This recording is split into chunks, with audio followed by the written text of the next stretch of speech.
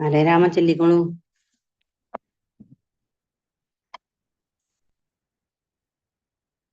ആരാ വന്നേക്കണെന്ന് വെച്ചാ അവര് കേറി. ഹരേ രാമ ഹരേ കൃഷ്ണ ചൊല്ലിക്കോളൂ കേട്ടാ. ഹരേ കൃഷ്ണ കൃഷ്ണ കൃഷ്ണ കൃഷ്ണ ഹരേ ഹരേ ഹരേ രാമ രാമ രാമ ഹരേ ഹരേ ഹരേ കൃഷ്ണ കൃഷ്ണ കൃഷ്ണ ഹരേ ഹരേ ഹരേ രാമ രാമ രാമ ഹരേ ഹരേ ഹരേ കൃഷ്ണ കൃഷ്ണ കൃഷ്ണ ഹരേ ഹരേ ഹരേ രാമ രാമ രാമ ഹരേ ഹരേ ഹരേ കൃഷ്ണ കൃഷ്ണ കൃഷ്ണ ഹരേ ഹരേ ഹരേ രാമ രാമ രാമ വന്നുട്ടോ. ഹരേ കൃഷ്ണ. ഹരേ കൃഷ്ണ. പ്രണാമം. ഹരേ കൃഷ്ണ. എല്ലാവർക്കും പ്രണാമം. പ്രണാമം. ഇന്ന് ലെവൽ 2 നമുക്ക് സ്റ്റാർട്ട് ചെയ്യാം. ഹരേ കൃഷ്ണ. ഇന്ന് മാതാജി ക്ലാസ് എടുക്കേണ്ടതായിരുന്നു. മാതാജിക്ക് സുഖമില്ലാത്തതുകൊണ്ട് 2 ദിവസം ഞാനായിരിക്കും ക്ലാസ്. അത് കഴിഞ്ഞിട്ട് പിന്നെ മാതാജി കണ്ടിന്യൂ ചെയ്യും. ഹരേ കൃഷ്ണ. അപ്പൊ നമുക്ക് ആദ്യം പ്രാർത്ഥനയിലേക്ക് കടക്കാം. ഓം നമോ ഭഗവതേ വാസുദേവായ. ഓം നമോ ഭഗവതേ വാസുദേവായ. ഓം നമോ ഭഗവതേ വാസുദേവായ. നാരായണം നമസ്കൃത്യം നരം ചൈവ നരോത്തമം ദേവീം സരസ്വതീം വ്യാസം തതോ ജയമുദിരയേത്. നഷ്ടപ്രായേഷു ഭദ്രേഷു നിത്യം ഭാഗവത സേവയാ ഭാഗവതേയുത്തമ ശ്ലോകേ ഭക്തിർഭവതി നഷ്ടകി. മൂകം കരോതി വാചാലം പങ്കും ലംഘയതേ ഗിരിയത്കൃപതമഹം വന്ദേ പരമാനന്ദമാധവം. ശ്രീഗുരുദീനധാരിണം ശ്രീചൈതന്യമീശ്വരം. ഓ അജ്ഞാനതിമിരാന്ധ്യസ്യ ജ്ഞാനാഞ്ജലശലാകയാ ചക്ഷുർമിലിതം യേന തസ്മൈ ശ്രീഗുരുവേ നമഃ. ശ്രീചൈതന്യം മനോഭീഷ്ടം സ്ഥാപിതം യേന ഭൂതലേ സ്വയം രൂപകഥാ മഹ്യം തദാതി സഭാന്തികം. വന്ദേഹം ശ്രീഗുരു ശ്രീയുതപദകമലം ശ്രീഗുരും വൈഷ്ണവാംശ ശ്രീരൂപം സാഗരജാതം സഹന രഘുനാഥാനിതം തം സജീവം സാദൈവം സാവധൂതം പരിജനസഹിതം കൃഷ്ണ ചൈതന്യദേവം ശ്രീരാധാ കൃഷ്ണപാദാൻ സഹന ലളിതാ ശ്രീവിശാഖാനിം താംശം. ഹേ കൃഷ്ണ കരുണാ സിന്ധോ ദീനബിന്ദോ ജഗത്പദേ ഗോപേശ ഗോപികാ കാന്ത രാധാ കാന്ത നമസ്തുതേ. തപ്തകാഞ്ചന ഗൗരാംഗേ രാധേ വൃന്ദാവനേശ്വരി വൃഷഭാനുസുതേ ദേവി പ്രണമാമി ഹരിപ്രിയേ. വാഞ്ചാകൽപതരൂപേച്ഛ കൃപാ സിന്ധിഭ്യേവ ച പതിനാം പാവനേഭ്യോ വൈഷ്ണവേഭ്യോ നമോ നമഃ. നമോ വിഷ്ണുപാദായ കൃഷ്ണപ്രേഷ്ഠായ ഭൂതലേ ശ്രീമതേ ഭക്തിവേദാന്ത സ്വാമിന്നിധി നാമിനി. നമസ്തേ സാരസ്വതദേവേ ഗൗരവാണി പ്രചാരിണേ നിർവിശേഷ ശൂന്യവാദി പാശ്ചാത്യദേശധാരിണേ. ജയ ശ്രീകൃഷ്ണ ചൈതന്യ പ്രഭു നിത്യാനന്ദ ശ്രീ അദ്വൈത ഗദാധര ശ്രീവാസാദി ഗൗരഭക്തവൃന്ദ. ഹരേ കൃഷ്ണ കൃഷ്ണ കൃഷ്ണ ഹരേ ഹരേ ഹരേ രാമ രാമ രാമ ഹരേ ഹരേ. ഹരേ കൃഷ്ണ. പ്രഭാത് കി ജയ. ഗുരുദേവ് കി ജയ. ആനന്ദ കോടി വൈഷ്ണവ ഭക്തർക്ക് ജയ്. ഹരേ കൃഷ്ണ. പ്രണാമം. അവിടെ നമ്മൾ ലെവൽ 2 അപ്പൊ ലെവൽ 1 നമുക്ക് ഏകദേശം 18 ദിവസം കൊണ്ടാണ് ലെവൽ 1 പ്ലാൻ ചെയ്തിരുന്നത്. അപ്പൊ 18 ദിവസം കൊണ്ട് നമുക്കറിയാം ഭഗവത നമുക്ക് ഒന്ന് ജസ്റ്റ് ഒരു ഐഡിയ മാത്രമേ 18 ദിവസം കൊണ്ട് നമുക്ക് കിട്ടുള്ളൂ. അറിയാം, എല്ലാവർക്കും അത് അറിയാവുന്ന കാര്യങ്ങളാണ്. കാരണം 18 ഇപ്പൊ നമ്മൾ ഉദ്ദേശിക്കുന്നത് ലെവൽ 2 വരുമ്പോൾ നമ്മൾ എല്ലാ ശ്ലോകങ്ങളും 700 ശ്ലോകങ്ങൾ ഉണ്ടല്ലോ ഭഗവതയിലുള്ളത്. ഹരേഷ്ണ മാതാജി ഒന്ന് മ്യൂട്ട് ചെയ്തിരിക്കുക, ആരെങ്കിലും അൺമ്യൂട്ട് ആണെങ്കിൽ. ഹരേഷ്ണ പ്രഭുജി പ്രണാമം. ഹരേഷ്ണ മാതാജി ഓക്കെ, മ്യൂട്ട് ചെയ്തിട്ടുണ്ട്. അപ്പൊ ലെവൽ 2 വരുമ്പോൾ നമ്മൾ ഡിസ്കസ് ചെയ്യുന്ന വെച്ച് കഴിഞ്ഞാൽ 700 ശ്ലോകം, ഭഗവത്ഗീതയിൽ 700 ശ്ലോകങ്ങൾ ഉണ്ടെന്ന് നമുക്കറിയാം. ആ 700 ശ്ലോകങ്ങളും നമ്മൾ വായിച്ച് അതിന്റെ വിവർത്തനം, അതുപോലെ തന്നെ ഭാവാർത്ഥം, ജസ്റ്റ് അതും ഭാവാർത്ഥം മുഴുവനും നമുക്ക് ടച്ച് ചെയ്യാൻ പറ്റില്ല, എന്നാലും ഒരുവിധം കവർ ചെയ്ത് നമുക്ക് പോകാൻ പറ്റും. അപ്പൊ നമുക്ക് അറ്റ്ലീസ്റ്റ് ഈ ലെവൽ 2 നമുക്ക് എന്താണ് ഭഗവത്ഗീത എന്താണെന്ന്, അതായത് എല്ലാ ശ്ലോകങ്ങൾക്കും ടച്ച് ചെയ്യാൻ പോകാൻ പറ്റും. അപ്പൊ നമ്മൾ ഫസ്റ്റ് ലെവലിൽ നമ്മൾ ജസ്റ്റ് ചിലവർക്ക് എന്ന് പറഞ്ഞു കഴിഞ്ഞാൽ പലരും പല ഉദ്ദേശത്തോടായിരിക്കും ഭഗവത് എന്താണെന്ന് അറിയാൻ വേണ്ടി അപ്പൊ അറിഞ്ഞു. ഇപ്പൊ നമ്മൾ ലെവൽ 2 വന്നപ്പോൾ അത് കൂടുതൽ ഡീറ്റെയിൽ ആയിട്ട് നമുക്ക് മനസ്സിലാക്കാൻ നമ്മൾ ആഗ്രഹിക്കുന്ന കാരണമാണ് നമ്മൾ ലെവൽ 2 വന്നത്. അപ്പൊ കുറച്ച് നമ്മൾ അതിൽ സീരിയസ്നെസ് നമ്മൾ അതിൽ കൊടുക്കണം. അപ്പൊ അതിൽ ഏറ്റവും ഇമ്പോർട്ടൻസ് എന്ന് പറഞ്ഞു കഴിഞ്ഞാൽ ഭഗവത യഥാരൂപം ഈ ബുക്ക് തന്നെ എല്ലാവരും വാങ്ങിക്കണം. ഈ ബുക്ക് തന്നെ എല്ലാവരും, ഈ ബുക്ക് വെച്ചിട്ടാണ് നമ്മൾ ക്ലാസ് എടുക്കുന്നത്. അപ്പൊ ഈ ബുക്ക് തന്നെ എല്ലാവരും വാങ്ങിക്കുക. ഇത് ഗ്രൂപ്പിൽ നിങ്ങൾക്ക് എവിടെ നിന്നാ വാങ്ങിക്കണമല്ലോ ഡൗട്ട് ഉണ്ടെങ്കിൽ ഗ്രൂപ്പിൽ പറഞ്ഞു കഴിഞ്ഞാൽ ആ നമ്പറും കാര്യങ്ങളൊക്കെ തരും. അല്ലെങ്കിൽ ഓൺലൈനിൽ തന്നെ നമുക്ക് വാങ്ങിക്കാൻ പറ്റും. ഇസ്കോണിൽ നമ്മൾ ഇസ്കോണിന്റെ സൈറ്റ് ഉണ്ട്, അതിൽ ക്ലിക്ക് ചെയ്ത് കഴിഞ്ഞാൽ നമുക്ക് ഭഗവതി യഥാരൂപം മലയാളത്തിൽ നമുക്കത് കിട്ടും. അത് എന്തായാലും മസ്റ്റ് ആയിട്ട് വാങ്ങിച്ചിരിക്കണം. അതാണ് ഫസ്റ്റ് നമുക്ക് ചെയ്യേണ്ടത്. പിന്നെ നിങ്ങൾ പറ്റാവുന്ന വെച്ച് കഴിഞ്ഞാൽ ഒരു പേനും പേപ്പറൊക്കെ എടുത്ത് വെക്കുക. കാരണം നമ്മൾ ക്ലാസ്സിന് ശരിക്കും. പിന്നെ വേറെ ഒരു പോയിന്റ്സ് പറയാന്ന് വെച്ച് കഴിഞ്ഞാല് ലെവൽ 2 ആകുമ്പോൾ നമ്മൾ വീഡിയോ ഓൺ ചെയ്യാൻ കഴിയുന്നവര് വീഡിയോ ഓൺ ചെയ്യുക. അതും കുറച്ച് സഭ്യമായിട്ടുള്ള രീതിയിൽ ആയിരിക്കണം. കാരണം ഇത് മുഴുവൻ ലൈവ് ഫോണാണ്. അപ്പൊ ചെയ്യാൻ പറ്റുന്നത് അതിന്റെ ഒരു പ്ലസ് പോയിന്റ് എന്ന് വെച്ച് കഴിഞ്ഞാൽ നമ്മൾ ക്ലാസ്സിൽ കുറച്ച് അറ്റൻറ്റീവ് ആയിട്ടായിരിക്കും ഇരിക്കുക. കാരണം ബാക്കിയുള്ള കാര്യങ്ങൾ അപ്പൊ എടുക്കുമ്പോൾ അഥവാ വീഡിയോ ഓൺ ചെയ്യുമ്പോൾ അത് ശ്രദ്ധിച്ചിരിക്കണം. കുട്ടികളുടെ കയ്യിൽ മൊബൈൽ അങ്ങനത്തെ കാര്യങ്ങൾ കൊടുക്കരുത്. അതുപോലെ ഡിസ്റ്റർബ് ആവും നമുക്ക്. അപ്പൊ അത് ശ്രദ്ധിക്കുക. അപ്പൊ കുറച്ച് അറ്റൻറ്റീവ് ആവാൻ വേണ്ടിയിട്ട് നമ്മളത് വീഡിയോ ഓൺ ചെയ്യാൻ കഴിയുന്നൊരു വീഡിയോ ഓൺ ചെയ്യുക. കാരണം നമ്മളത് സെക്കൻഡ് ലെവൽ കുറച്ച് സീരിയസ് ആയിട്ട് ക്ലാസ്സസ് നമ്മൾ അത് പഠിക്കാൻ ആഗ്രഹിച്ചിട്ടാണല്ലേ സെക്കൻഡ് ലെവൽ. അല്ലെങ്കിൽ നമുക്ക് ഫസ്റ്റ് ലെവൽ എന്താണ് ഭഗവത് എന്ന് മനസ്സിലാക്കി കഴിഞ്ഞു. സെക്കൻഡ് ലെവൽ ആകുമ്പോൾ കുറച്ചും കൂടി നമുക്കത് കുറച്ചും കൂടി ഇനിഷ്യേറ്റ് എടുത്ത് എന്താണ് അതിന്റെ ഡീറ്റെയിൽ അറിയണമെന്ന് വെച്ച് കഴിഞ്ഞാൽ നമ്മൾ എന്താ അത് കുറച്ചും കൂടി സീരിയസ് ആയിട്ട്. അപ്പൊ നമ്മൾ വീഡിയോ ഓൺ ചെയ്തതിന്റെ ഏറ്റവും ബെനിഫിറ്റ് എന്ന് പറഞ്ഞു കഴിഞ്ഞാൽ നമ്മൾ അത് ശ്രദ്ധിച്ചിരിക്കും. അതുകൊണ്ട് കുറച്ച് അറ്റൻറ്റീവ് ആയിട്ടായിരിക്കും. അപ്പൊ ചെയ്യാൻ പറ്റുന്നവര് അത് ചെയ്യാം. പിന്നെ നെക്സ്റ്റ് പോയിന്റ് എന്ന് പറഞ്ഞാൽ നമ്മൾ സെക്കൻഡ് ലെവൽ കഴിഞ്ഞ് കഴിഞ്ഞാൽ പിന്നെ നമുക്ക് തേർഡ് ലെവൽ ഉണ്ട്. തേർഡ് ലെവലിൽ വരുമ്പോൾ ഇതേപോലെ തന്നെ അതിൽ 3 വേറെ ബുക്കുകളാണ് നമ്മൾ പഠിപ്പിക്കുക. അതായത് പറയുന്നത് ഒന്ന് പറഞ്ഞത് ഈശവാസുപനിഷത്ത് പഠിക്കും. ഉപനിഷത്ത് സ്റ്റാർട്ട് ആവും.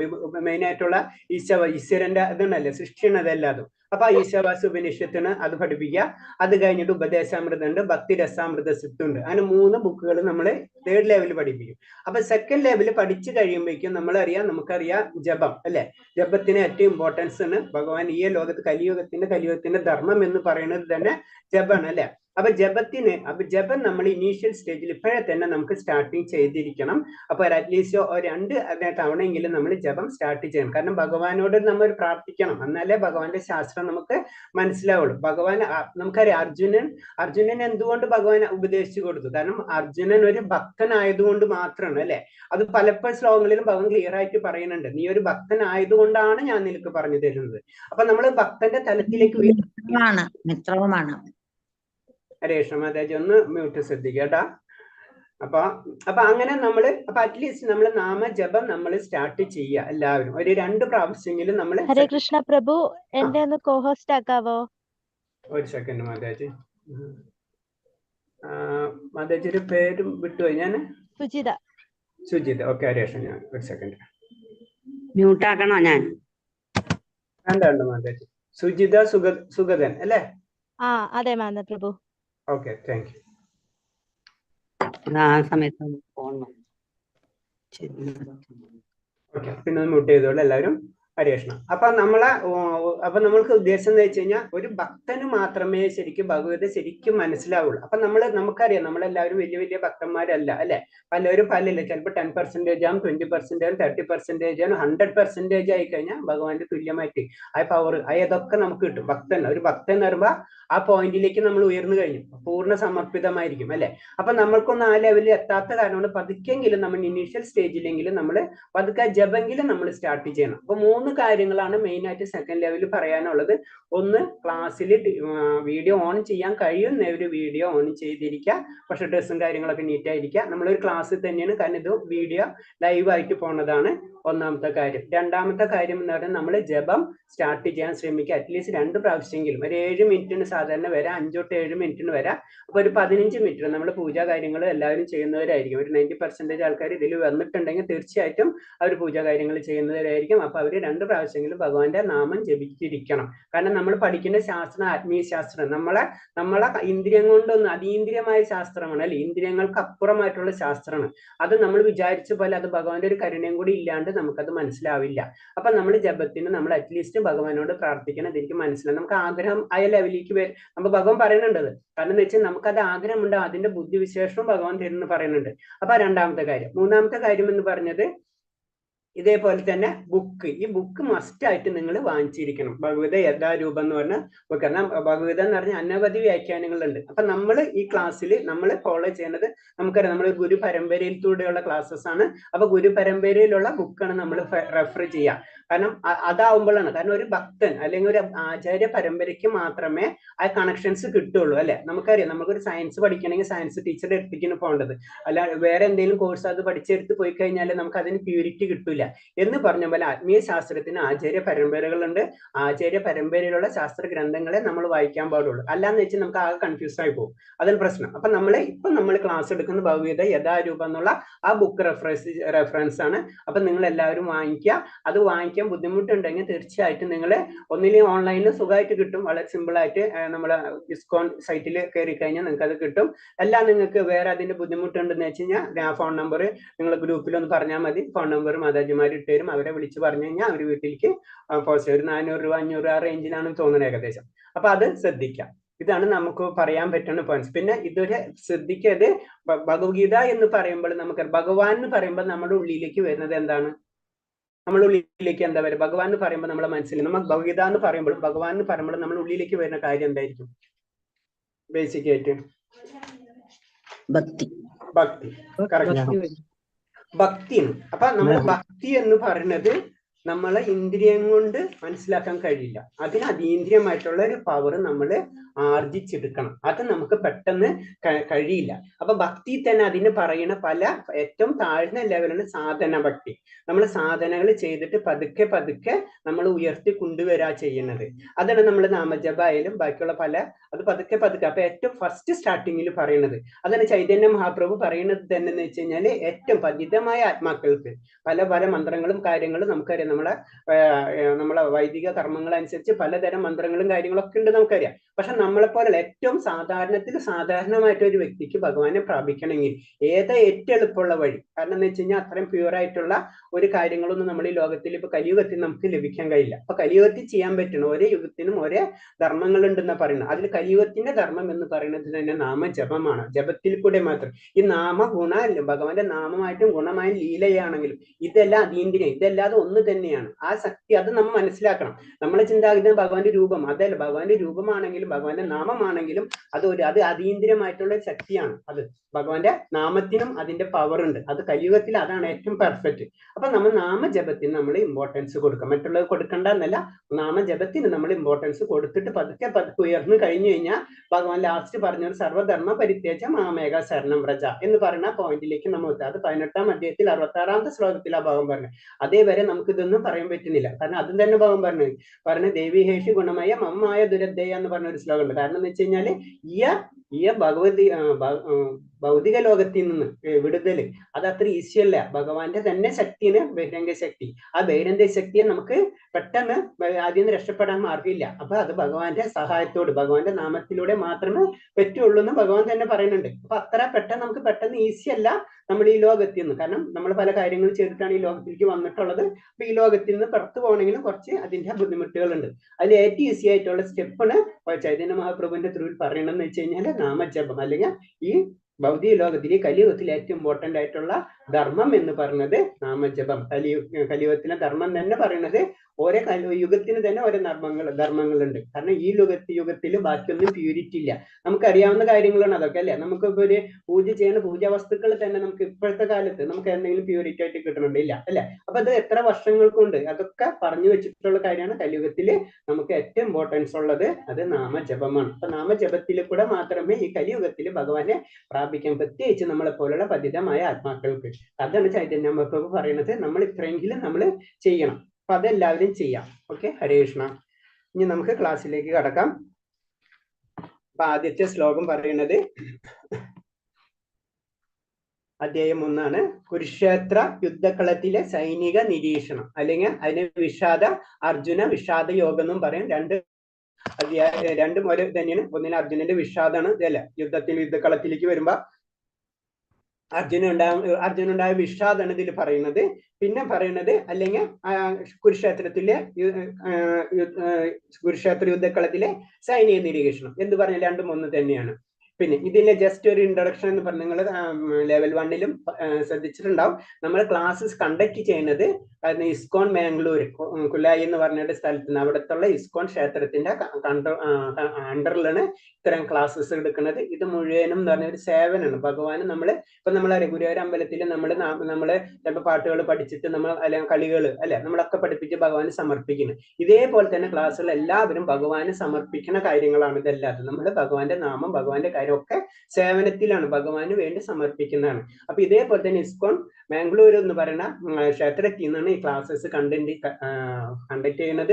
ഇതിന്റെ ബാക്കിൽ കുറെ വ്യക്തികളും വലിയ വലിയ ആചാര്യന്മാരും കുറെ അങ്ങനെ 100% ഡിവോട്ട് ആയിട്ടുള്ള ചിലർ വർക്ക് ചെയ്യുന്നവരുണ്ടാവും, ചിലർ വർക്ക് ചെയ്യാത്തവരുണ്ടാവും. അങ്ങനെ പല രീതിയിലും പല ഗ്രൂപ്പിലൊക്കെ ആയിട്ടാണ് ഇതിങ്ങനെ ഇപ്പൊ നമ്മളെ മുന്നിൽ നമ്മുടെ റൂമിലേക്ക് ഇത് വെച്ചിട്ടുള്ളത്. അപ്പൊ അത്രയും ഇതിന്റെ എഫേർട്സ് ബാക്കിലുണ്ട് എല്ലാവർക്കും. അപ്പൊ ഇതിൽ ആദ്യം പറയണെന്ന് വെച്ച് കഴിഞ്ഞാൽ നമ്മളെ അന്താരാഷ്ട്ര കൃഷ്ണാബോധ സമിതിയുടെ സ്ഥാപകാചാര്യൻ ഇപ്പൊ നമുക്ക് കേട്ടിട്ടുണ്ടാവും. സ്ഥാപകാചാര്യൻ കൃഷ്ണ കൃപാമൂർത്തി ദിവ്യപൂജ ശ്രീ AC ഭക്തി വേദാന്ത സ്വാമി പ്രഭുപാദയുടെ വ്യാഖ്യാനത്തിൽ അടിസ്ഥാനത്തിലാണ് ഇത് ഭഗവത്ഗീത നമ്മൾ പഠിപ്പിക്കുന്നത്. അപ്പൊ അദ്ദേഹമാണ് ഇസ്കോന്റെ സ്ഥാപകാചാര്യർ. ആ സ്ഥാപകാചാര്യർ ചെയ്തതിന് ശേഷം പിന്നെ പല ക്ഷേത്രങ്ങൾ വേൾഡ് വൈഡിൽ ഇസ്കോൺ ഫേമസ് ആണ്, നമുക്കറിയാവുന്നതാണ്. ഇപ്പൊ ബംഗ്ലാദേശിന്റെ ഇഷ്യൂ ഒക്കെ വന്നപ്പോൾ കൂടുതൽ പേർക്ക് അത് അറിയാൻ പറ്റുന്നത്. അപ്പൊ ഇസ്കോൺ അപ്പൊ അത് എല്ലായിടത്തും ഉണ്ട്. ഇപ്പൊ മാംഗ്ലൂരിൽ നമ്മുടെ കേരളത്തില് അത്ര വലിയ ക്ഷേത്രങ്ങളില്ല, പക്ഷെ എന്നാലും ഗുരുവായൂരുണ്ട്, പലയിടത്തും സെന്റേഴ്സ് ഒക്കെ ഉണ്ട്. അപ്പൊ മാംഗ്ലൂരിലുള്ള കുലായി എന്ന് പറഞ്ഞ ഒരു സ്ഥലത്തുള്ള അവിടെ നിന്നുള്ള ഇസ്കോൺ ക്ഷേത്രത്തിന്റെ ബേസിലാണ് നമ്മൾ ക്ലാസ്സസ് കണ്ടിട്ടുണ്ട്. അവർ നാമനിഷ്ഠ പ്രഭുവാണ്, അദ്ദേഹമാണ് ഇതിന്റെ ഓവറോൾ കൺട്രോൾ ചെയ്യുന്നത്. ബ്രഹ്മചാരിയാണ്, അദ്ദേഹമാണ് കൺട്രോൾ ചെയ്യുന്നത്. അപ്പൊ അദ്ദേഹത്തിന്റെ ത്രൂലാണ് നമ്മൾ ഈ ക്ലാസ്സസ് ഒക്കെ കണ്ടക്ട് ചെയ്യുന്നത്. മംഗളാചാര്യനും നമ്മൾ പാടി. പിന്നെ അപ്പൊ ഭക്തിവേദാന്ത സ്വാമി പ്രഭുപാദരുടെ അഭിപ്രായത്തിൽ പറയണമെന്ന് വെച്ചാൽ ഗീത ഒരു അടിസ്ഥാന പ്രബോധന ഗ്രന്ഥമാണ് അല്ലെ. നമുക്ക് നമ്മുടെ ജീവിതത്തിന്റെ നമുക്ക് ലക്ഷ്യം അത് നമുക്ക് മനസ്സിലാക്കണം അല്ലെ. സത്യം പറയും നമ്മൾ ആത്മീയതയിലേക്ക് കടക്കുമ്പോൾ നമ്മൾ ആദ്യം അല്ലെങ്കിൽ നമ്മൾ എന്നുള്ള ജീവിതം മുഴുവൻ നമ്മൾ ബിസിയിൽ ഇങ്ങനെ കറങ്ങിക്കൊണ്ടിരിക്കും അല്ലെ. നമ്മൾ കാലത്തോട്ട് വൈകുന്നേരം വരെ എന്തോ ചെയ്ത് എന്തിനു വേണ്ടി പ്രവർത്തിക്കുന്ന പോലെ ഇങ്ങനെ ചെയ്തുകൊണ്ടിരിക്കുന്നു. അപ്പൊ നമ്മുടെ ലക്ഷ്യം എന്താണ്, ഞാൻ എന്താണെന്നൊരു ചിന്താഗതിയിലേക്ക് വരുമ്പോഴാണ് നമ്മൾ ആത്മീയതയിലേക്ക് കടക്കുന്നത് അല്ലെ. അപ്പൊ അത് എന്താണ് നമ്മുടെ ലൈഫിന്റെ ഒരു ഗോള്, അതാണ് പറഞ്ഞത്. ഗീത ഒരു അടിസ്ഥാന പ്രബോധന ഗ്രന്ഥമാണ് എന്ന് പറയുന്നത്. ഭഗവത്ഗീത വളരെ ശ്രദ്ധയോട് പഠിക്കണം. അത് നമ്മുടെ ബാഹ്യ പ്രവർത്തനങ്ങളെ നിയന്ത്രിക്കാൻ സഹായിക്കും. ഈ ബാഹ്യ പ്രവർത്തനങ്ങളെ നിയന്ത്രിക്കുക എന്ന് പറഞ്ഞാൽ ഭൗതികമായിട്ടുള്ള കാര്യങ്ങളിൽ നമ്മൾ വീണ്ടും കുടുക്കുകളിൽ ചെന്ന് പെടരുത്. അതാണ് അത് ഉദ്ദേശിക്കുന്നത്. എത്രയും നമുക്ക് കുറയ്ക്കണം, എത്ര ഭൗതികത കൂടുന്നു അത്രയും നമ്മൾ ആത്മീയത കുറയും. അത് ഡയറക്റ്റ് പ്രപ്പോർഷണൽ എന്ന് പറയാം. കാരണം എത്ര അവിടെ കൂടുന്ന അതിനനുസരിച്ച് ഇവിടെ കുറയും, ഇൻവേഴ്സ് പ്രപ്പോർഷണൽ. അപ്പൊ അങ്ങനെയാണ് സംഭവിക്കുന്നത്. ഒരാൾ തത്വചിന്തയുടെ ഒഴുക്ക് മനസ്സിലാക്കണം, ഒറ്റയ്ക്കല്ല. നമ്മൾ എന്താണ്, നമ്മൾ ആ തത്വചിന്ത നമ്മുടെ അത് എന്താണെന്ന് മനസ്സിലാക്കും. ഒറ്റയ്ക്കല്ല എന്ന് പറഞ്ഞാൽ നമുക്ക് ഒറ്റയ്ക്ക് ഒരു കാര്യവും നേടിയെടുക്കാൻ കഴിയില്ല അല്ലെ. കാരണം നമ്മൾ സാമൂഹ്യ ജീവൻ എല്ലാതും ഇന്റർകണക്റ്റഡ് ആണ് നമ്മളെല്ലാ കാര്യങ്ങളും. അതേപോലെ തന്നെ ആത്മീയതയിലേക്കും നമുക്ക് എന്താണ് ആചാര്യ പരമ്പരയിൽ കൂടി അല്ലെങ്കിൽ ഗുരു പരമ്പരയിൽ കൂടി മാത്രമേ നമുക്കത് കണക്ട് ആക്കാൻ പറ്റുള്ളൂ. നമുക്കൊരു സയൻസ് പഠിക്കണം, മാത്സ് പഠിക്കണം എന്ന് വെച്ചാൽ നമുക്ക് ഒറ്റയ്ക്ക് മുഴുവൻ പഠിച്ചെടുക്കാൻ പറ്റില്ല അല്ലെ. നമ്മളത് ടീച്ചേഴ്സിന്റെ അല്ലെങ്കിൽ ഒരു കോളേജിന്റെ ഒരു അഡ്മിഷൻസിന്റെ ഒക്കെ ആവശ്യമുണ്ട്. എന്ന് പറഞ്ഞ പോലെ ആത്മീയതയാണെങ്കിൽ നമുക്ക് നമ്മളെ ഉള്ളിലുണ്ട്, ആത്മാവിലെ ഭക്തി എല്ലാവരും ഉള്ളിലുള്ള കാര്യമാണ്. പക്ഷെ അത് നമുക്ക് ഡെവലപ്പ് ചെയ്തെടുക്കണമെങ്കിൽ തീർച്ചയായിട്ടും ഒരു ഗുരു പരമ്പര ആവശ്യം നമുക്ക് വളരെ ആവശ്യമാണ്. ഇത് കൂടാതെ നമുക്ക് എന്താണ് ആവശ്യം, ഏറ്റവും ആവശ്യം എന്ന് പറഞ്ഞാൽ ഭഗവാൻ കൃഷ്ണന്റെ കാരുണ്യം. അതിന് പറഞ്ഞാൽ നമ്മള് ക്ലാസ് തുടങ്ങുന്നതിന് മുമ്പായാലും നമ്മളിപ്പോ പറഞ്ഞില്ല, നമ്മൾ നാമം ജപിക്കുന്നത് എന്താണ്, അത് ഭഗവാന്റെ ഒരു കാരുണ്യം. അത് നമുക്കില്ലാതെ നമുക്കൊന്നും ലഭിക്കില്ല. അതിന് നമ്മൾ നാമജപം നമ്മൾ ചെയ്യണം. നമ്മൾ ക്ലാസ്സിൽ അറ്റൻഡ് ചെയ്യുമ്പോൾ മാതാജിപ്പോ പറഞ്ഞില്ല, എല്ലാവരും ഒന്ന് ഭഗവാനെ നാമം ജപിക്കും. നമ്മളതിൽ മംഗളചാരണം അതുപോലെ തന്നെ അതൊക്കെ ചെയ്യുന്നതിന്റെ ലക്ഷ്യം എന്താണ്, ഭഗവാന്റെ കാരുണ്യം. ആ ഭക്തി ഇല്ലാതെ നമുക്കൊന്നും മുന്നിലേക്ക് പോകാൻ കഴിയില്ല. പിന്നെ ശങ്കരാചാര്യർ, നമുക്കറിയാം ശങ്കരാചാര്യര് ഗീതയെ അമൃതത്തിന്റെ നദിയായിട്ടാണ് വിശേഷിപ്പിച്ചിരിക്കുന്നത്. അത്രയും ഇമ്പോർട്ടൻസ് ആണ് ഭഗവത്ഗീത എന്ന് പറയുമ്പോൾ essence of all Vedic literature എന്ന് പറയുന്നത്. കാരണം നമുക്ക് ഇതിലുള്ളത് നമുക്ക് എല്ലായിടത്തും കാണാം, പിന്നെ എല്ലായിടത്തും ഉള്ളത് ചിലപ്പോൾ ഇതിൽ കാണാം. അത്ര ഇമ്പോർട്ടൻസ് ആണ്. കാരണം ഇതിലില്ലാത്തത് വേറെ ഒരിടത്തും ഉണ്ടാവില്ല. കാരണം ഇത് പഠിക്കുന്നോട്, ഈ ഭഗവത്ഗീത നമ്മൾ ഏകദേശം മനസ്സിലാക്കുന്നതോടുകൂടി നമുക്ക് എന്താണ് ആത്മീയത, എന്താണ് ഭഗവാൻ, എന്താണ് ആത്മീയ ശാസ്ത്രം എന്ന കാര്യം നമുക്ക് മനസ്സിലാക്കാൻ കഴിയും. പിന്നെ അടുത്ത അർജുന യുദ്ധം, അത് നമ്മൾ ഇതിൽ വരുന്ന ക്ലാസ്സസിൽ വരുന്നതാണ്. അർജുന യുദ്ധം ചെയ്യാൻ നിഷേധിക്കും. അതന്നല്ല ഫസ്റ്റ് അധ്യായത്തിന്റെ കണ്ടന്റ് എന്ന് പറഞ്ഞത് അത് തന്നെയാണ്. എന്തുകൊണ്ട് അർജുന യുദ്ധം ചെയ്യാതിരിക്കുന്നു, അർജുന വിഷമമുണ്ട്. അതിന്റെ ലാസ്റ്റ് അർജുനൻ നമുക്കറിയാം ഗാന്ധീവൊക്കെ വെച്ച് നിർത്തിയിട്ട് യുദ്ധം ചെയ്യാതിരിക്കുകയാണ് അല്ലെ. അപ്പൊ അതിന്റെ കാരണങ്ങളൊക്കെയാണ് അർജുനൻ പറയുന്നത്. പിന്നെ ജീവാത്മാവിനോട് അനുകമ്പയാൽ ഭഗവാൻ ശ്രീകൃഷ്ണ ഗീത പറയുന്നു. അപ്പൊ ഭഗവാൻ എന്തുകൊണ്ട് ഗീത ഉപദേശിച്ചു എന്നതാണ് ഇതിൽ പറയുന്നത്. കാരണം ജീവാത്മാവിന്റെ അനുകമ്പ എന്ന് പറയുമ്പോൾ മമ വയസ്സ് ജീവലോക എന്ന് പറയും. ഭഗവാന്റെ നമ്മളെല്ലാതും ഭഗവാന്റെ അംശങ്ങളാണ്. അപ്പൊ നമുക്ക് നമ്മുടെ അച്ഛനായാലും അമ്മയായാലും നമ്മളോടുള്ള അറ്റാച്ച്മെന്റ് എല്ലാവർക്കും ഉണ്ടാവും അല്ലെ എന്ന് പറഞ്ഞ പോലെ ഭഗവാനെ എല്ലാത്തിന്റെ കാരണങ്ങൾക്ക് കാരണം അല്ലെ. അപ്പൊ കാരണം നമുക്ക് ഉണ്ടാവുന്ന എല്ലാ വിഷമങ്ങളും അപ്പൊ നമുക്ക് വേണ്ടിയിട്ടാണ് ഭഗവാൻ ഇത് ഗീത അർജുനനിലൂടെ ഉപദേശിക്കുന്നത്. പിന്നെ നമ്മൾ അടുത്ത സ്ലൈഡ് പറഞ്ഞത് ജസ്റ്റ് ഒരു ജനറൽ ഒരു ഐഡിയ കിട്ടാൻ വേണ്ടിയിട്ട് പലർക്കും അറിയാൻ പറ്റും. എന്നാലും ഞാൻ ജസ്റ്റ് ഒന്ന് പറയാം. കാരണം എന്ന് വെച്ചാൽ നമുക്കറിയാം മഹാഭാരതത്തിലെ ഒരു പോർഷൻ മാത്രമാണ് അല്ലെ ഭഗവത്ഗീത എന്ന് പറഞ്ഞത്. അപ്പൊ മഹാഭാരതത്തിലെ ഒരു കുരുവംശം അതിന്റെ ഒരു സ്ലൈഡാണിത്. നമുക്ക് കുരുവംശത്തിലെ ഫസ്റ്റ് വരുന്നത് നമുക്കറിയാവുന്ന പോലെ ശാന്തനു മഹാരാജ ഉണ്ട്. ശാന്തനു മഹാരാജാവിന്റെ ഗംഗാദേവിയിലുണ്ടായ പുത്രനാണ് ഭീഷ്മൻ. പിന്നെ ശാന്തനു മഹാരാജാവിന് സത്യവതിയില് വിചിത്രവീര്യൻ പിന്നെ ചിത്രാംഗതൻ അങ്ങനെ 2 പുത്രന്മാരുണ്ട്. അതേപോലെ തന്നെ സത്യവതിയില് വേറെ ഒരു പരാശരമുനിക്ക് ഉണ്ടായതാണ് വ്യാസദേവൻ. ഇതാണ് ഫസ്റ്റ്. അത് കഴിഞ്ഞിട്ട് വിചിത്രവീര്യനും ചിത്രാംഗതനും മരിച്ചു പോവാ. അപ്പൊ ആ സമയത്ത് സത്യവതി വ്യാസദേവനോട് പറഞ്ഞിട്ട് ഓട്ടോമാറ്റിക്കായിട്ട് അംബികയിലും അംബാലികയിലും ഉണ്ടാവുന്ന പുത്രന്മാരാണ് ധൃതരാഷ്ട്രരും പാണ്ഡവും. അപ്പൊ ധൃതരാഷ്ട്ര അംബാലികയിലും അംബികയിൽ ഉണ്ടാവുന്ന പുത്രനാണ് ധൃതരാഷ്ട്രരും. അപ്പൊ അതേപോലെ തന്നെ നെക്സ്റ്റ് വ്യാസദേവനില് ദാസിയിലുണ്ട പുത്രനാണ് വിദുരൻ. അപ്പൊ ശരിക്കും ഉണ്ടായിട്ട് ഒരു മന്ത്രിയാ ആരാ ഈ ധൃതരാഷ്ട്രര് പാണ്ഡുവിന്റെ മന്ത്രിയുടെ അല്ലെങ്കിൽ ഒരു ചാച്ചൻ എന്നുള്ള രീതിയിലുള്ള വിദുരൻ അങ്ങനെയാണ്. പിന്നെ ധൃതരാഷ്ട്രയുടെ ഭാര്യയുടെ പേര് അതിൽ ഗാന്ധാരി, കുന്തി. പാണ്ഡുവിന് 2 ഭാര്യമാരുണ്ട്. ഒന്ന് കുന്തിയും മാതിരിയും. മാതിരിയിലുണ്ടായ പുത്രന്മാരാണ് നകുലൻ, സഹദേവൻ. പാണ്ഡുവിൽ കുന്തിയിലുണ്ടാകുന്ന പുത്രന്മാരാണ് യുധിഷ്ഠിരൻ, ഭീമൻ, അർജുനൻ. അപ്പൊ ഇതിന് പഞ്ചപാണ്ഡവന്മാരെന്ന് നമ്മൾ പറയുന്നത്. പിന്നെ കുന്തിയില് കർണൻ എന്നുള്ള ഒരു പുത്രനുണ്ട്. അത് സൂര്യദേവനിൽ വരുന്ന പുത്രനാണ് കർണൻ. അപ്പൊ ഇവര് 6 പേരാണ് ശരിക്കും വരുന്നത്. അപ്പൊ ഇതില് 5 പേരെന്ന് പറഞ്ഞതാണ് കുരുവംശത്തിൽ വരുന്നത്. അതാണ് അതിൽ പറയുന്നത്. പിന്നെ ഓട്ടോമാറ്റിക് ആയിട്ട് ധൃതരാഷ്ട്രർക്ക് ഗാന്ധാരിയിൽ ഉണ്ടാവുന്ന പുത്രന്മാരാണ് നമുക്കറിയാം 101 പുത്രന്മാരുണ്ട്. 100 പുത്രനും ഒരു ഇതായിട്ട് വരുന്നത്. അപ്പൊ ദുര്യോധനൻ, ദുശാസനൻ, ദുസ്സല അങ്ങനെ 98 ആൺമക്കളും വരുന്നത്. പിന്നെ അതില് ഗാന്ധാരിയുടെ സഹോദരൻ അതാണ് ശകുനി. പിന്നെ അടുത്തത് ദ്രൗപദി, യുധിഷ്ഠിരന്റെ പാഞ്ചാലി. അതിലെ ദ്രൗപദി എന്ന് പറയുന്നത് പഞ്ചപാണ്ഡവന്മാരുടെ ഭാര്യയാണ്. അപ്പൊ ദ്രൗപദി. പിന്നെ അർജുനന് സെപ്പറേറ്റ് സുഭദ്ര എന്നുള്ള ഭാര്യയുണ്ട്. അവർക്ക് സുഭദ്രയിൽ ഉണ്ടാവുന്ന മകനാണ് അഭിമന്യു. അഭിമന്യുനും ഉത്തരയിൽ ഉണ്ടാവുന്ന മകനാണ് പരീക്ഷ്യത്തിന്റെ മകനാണ് ജനമേജയ. പിന്നെ ഇതേപോലെ തന്നെ സുഭദ്രയുടെ സഹോദരങ്ങളാണ് കൃഷ്ണനും ബലരാമനും. അതാണ് ഇതിന്റെ നമുക്ക് ജസ്റ്റ് കുരുവംശത്തിന്റെ ഒരു ഗ്രാഫ്. അപ്പൊ ഈ പരീക്ഷിത്ത് മഹാരാജാവിന്റെ നമുക്കറിയാം നമ്മളെ സപ്താഹം നടക്കുമ്പോൾ അറിയില്ല എന്തുകൊണ്ട് സപ്താഹം നടക്കുമ്പോൾ സപ്താഹം 7 ദിവസം അല്ലെ. അതെന്താ ചെയ്യണത്? 7 ദിവസം കൊണ്ടാണ് പരീക്ഷിത്ത് മഹാരാജാവിന്റെ ശ്രവണം കൊണ്ട്. അതാണ് നമ്മൾ എപ്പോഴും പറയണത്. ഭഗവാന്റെ കാര്യങ്ങൾ നമ്മൾ എപ്പോഴും കേട്ടുകൊണ്ടിരിക്കണം. ആ ശ്രവണത്തിൽ കൂടി നമുക്ക് ആത്മാസാക്ഷാത്കാരം ലഭിച്ച വ്യക്തിയാണ് പരീക്ഷിത്ത് മഹാരാജ. ഭാഗവത ശ്രവണം 7 ദിവസം കൊണ്ട് കേട്ട് അങ്ങനെ ആത്മസാക്ഷാത്കാരം ലഭിച്ചാണ് പരീക്ഷിത്ത് മഹാരാജ. അപ്പൊ അത്ര ഇമ്പോർട്ടന്റ് ആണ് ഭഗവാന്റെ കഥകളും കാര്യങ്ങളും. ഭഗവാന്റെ കാര്യങ്ങൾ കേൾക്കണം. അപ്പൊ ശ്രവണ, കീർത്തന, സ്മരണ അങ്ങനെ 9 നവവിധ ഭക്തികളിൽ ഏറ്റവും ഇമ്പോർട്ടന്റ് ആണ് ശ്രവണം. ശ്രവണത്തിൽ കൂടിയാണ് നമ്മൾ പല കാര്യങ്ങളിലേക്ക് നമ്മൾ കടക്കുന്നത്. പിന്നെ ഇത് നമ്മൾ പറഞ്ഞിട്ടുണ്ട്. എന്നാലും ഒന്നുകൂടെ പറയാം. ഭഗവത്ഗീതയുടെ 3 വിഭാഗം നമ്മൾ പറയാം 18 അധ്യായങ്ങളുണ്ട്. ആ 18 അധ്യായത്തിൽ 3 സെക്ഷൻ ആയിട്ട് ഡിവൈഡ് ചെയ്തിട്ടുണ്ട്. ആദ്യത്തെ സെക്ഷനാണ് കർമ്മയോഗം എന്ന് പറഞ്ഞത്. 1 തൊട്ട് 6 വരെയുള്ള ആ ചാപ്റ്ററിനെ നമ്മൾ കർമ്മയോഗം എന്ന് പറയും. പിന്നെയുള്ള 7 തൊട്ട് 12 വരെയുള്ള ചാപ്റ്ററിനെ ഭക്തി യോഗ എന്ന് പറയും. പിന്നെ 13 തൊട്ട് 18 വരെയുള്ള സെക്ഷൻ അത് ആ പാർട്ട് നമ്മൾ ജ്ഞാനയോഗ എന്ന് പറയും. അങ്ങനെ 18 ചാപ്റ്ററിനെ 3 ആയിട്ട് തിരിച്ചിട്ടുണ്ട്. അതാണ് അതിൽ പറയുന്നത്. അപ്പൊ ഇതാണ് ആചാര്യന്മാർ ഭക്തിയോഗ ശ്രീമദ് ഭഗവതിയുടെ മധ്യത്തിലായിരിക്കുന്ന കാരണം പറഞ്ഞിരിക്കുന്നു. അവയെ താഴെ കൊടുത്തിരിക്കുന്നു.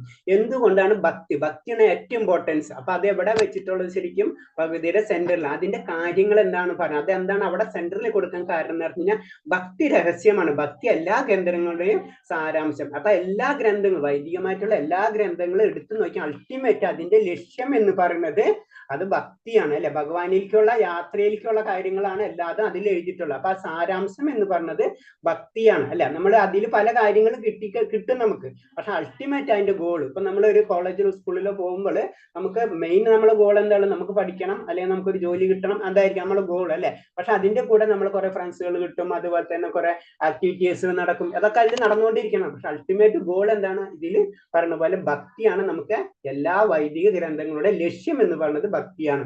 ഭക്തിയില്ലാതെ കർമ്മയോഗവും ജ്ഞാനയോഗവും ജീവനില്ല. ഭക്തിയാണ് അതിന് ജീവൻ നൽകുന്നത്. അപ്പൊ ഭക്തി ഇല്ലെങ്കിൽ രണ്ടുമില്ല, കർമ്മയോഗവും ഇല്ല, ജ്ഞാനയോഗം ഇല്ല. അതല്ലേ ചൈതന്യം, നമ്മുടെ ശരീരമാണ് അല്ലെ. നമ്മുടെ ശരീരം എന്ന് പറയുമ്പോൾ അതെന്താണ്? ശരീരത്തിൽ ഏറ്റവും ഇമ്പോർട്ടൻ്റ് നമ്മുടെ ഹൃദയം അല്ലെ, നമ്മുടെ സെന്ററിൽ ജ്ഞാനം. ചൈതന്യം ഇല്ലെങ്കിൽ നമ്മുടെ ശരീരത്തിനില്ല എന്ന് പറഞ്ഞ പോലെ ഭക്തി ഇല്ലെങ്കിൽ വേറെ ഒന്നുമില്ല, ഭഗവാൻ ഇല്ലെങ്കിൽ വേറെ ഒന്നുമില്ല. അതാണ് അതിന്റെ ഇൻഡയറക്റ്റ് ആയിട്ടുള്ള ഒരു മീനിങ്. പൊതുവെ മനുഷ്യൻ അടുപ്പത്തിലാകാതെ രഹസ്യമായ കാര്യങ്ങൾ വെളിപ്പെടുത്തില്ല. അതുകൊണ്ട് ബഹുമാനാർത്ഥം ഭക്തി മധ്യത്തിൽ കൊടുത്തിരിക്കുന്നു അല്ലെ. നമുക്കറിയാവുന്നതാണ്, നമ്മൾ പെട്ടെന്ന് ഒരു കാര്യം എല്ലാവരോടും നമ്മൾ വെളിപ്പെടുത്താറില്ല. അപ്പൊ നമ്മളോട് അത്രയും ക്ലോസ് ആകുമ്പോൾ നമ്മളെ പേഴ്സണൽ ആയിട്ടുള്ള ഡീറ്റെയിൽസ് ഒക്കെ നമ്മൾ പറയാം. എന്ന് പറഞ്ഞ പോലെ ഭക്തിയും അത്രയും ഒരു രഹസ്യാത്മകമാണ് അല്ലെ, അത്രയും സീക്രട്ട് ആയിട്ടുള്ള കാര്യമാണ്. അത് കാരണം കൊണ്ട് അത് മധ്യത്തിലാണ് കൊടുത്തിരിക്കുന്നത്. ഏറ്റവും പ്രാധാന്യമുള്ളതിനാൽ ഭക്തി മധ്യത്തിൽ കൊടുത്തിരിക്കുന്നു. ഉദാഹരണം, തന്റെ സൈന്യത്തോടൊപ്പം യാത്ര ചെയ്യുന്ന രാജാവ് മധ്യത്തിലാണ്, അദ്ദേഹം സുരക്ഷിതനാണ്. അപ്പൊ എപ്പോഴും മധ്യത്തിൽ കൊടുക്കുമ്പോൾ, എല്ലാം സെന്റർ ചെയ്യുമ്പോൾ എന്താണ്? അത് ഏറ്റവും ഇമ്പോർട്ടൻസ് ഉള്ള വ്യക്തിയായിരിക്കും ഏറ്റവും സെന്ററിൽ ഇരിക്കുക അല്ലെ. അപ്പൊ അതേപോലെ തന്നെയാണ് ഭക്തിക്ക് ഏറ്റവും ഇമ്പോർട്ടൻസ് എന്ന് പറയുന്നത്. പിന്നെ അടുത്ത ഈ സ്ലൈഡിൽ പറയണമെന്ന് വെച്ച് കഴിഞ്ഞാല്, നമുക്കറിയാം പ്രഭുപാദർ സ്വാമിനെ ഇത് വിവർത്തനം ചെയ്തത്. അപ്പൊ അത് എടുക്കുമ്പോൾ പെട്ടെന്ന് പ്രഭുപാദ സ്വാമി ചെയ്യല്ലേ ചെയ്യണത്. അത് ഇതേപോലെ തന്നെ ആചാര്യ പരമ്പരയിലുള്ള പല വൈഷ്ണവരുണ്ട് അല്ലെ, വലിയ ആചാര്യന്മാർ. അവരെ പല കോട്ടിങ്ങും പല റെഫറൻസും എടുത്തിട്ടാണ് ചെയ്യുന്നത്. നമ്മളെ ഇഷ്ടത്തിനല്ല, അതാണ് ആചാര്യ പരമ്പര പ്രത്യേകത. അവരൊരിക്കലും അവരുടെ ഇഷ്ടത്തിലൊന്നും കൂട്ടിച്ചേർക്കില്ല. അവർ ആചാര്യ പരമ്പര റൂൾസും റെഗുലേഷൻസ് ഒക്കെ നോക്കി അതിനനുസരിച്ചുള്ള കാര്യങ്ങൾ മാത്രമേ അവർ ചെയ്തിട്ടുള്ളൂ. അപ്പൊ അതേപോലെ തന്നെ ഇതിൽ പ്രമുഖമായിട്ട് 4 വ്യക്തികളുടെ കാര്യങ്ങൾ അവർ എഴുതിയിട്ടുള്ള ബുക്കുകൾ, അതായത് വ്യാഖ്യാനത്തിലുള്ള പല റെഫറൻസുകളാണ് കോട്ട് ചെയ്തിട്ടുള്ളത്. അതാണ് പ്രമുഖമായി ശ്രീ ബലദേവ് വിദ്യാഭൂഷൺ, ശ്രീ വിശ്വനാഥ് ചക്രവർത്തി താക്കൂർ,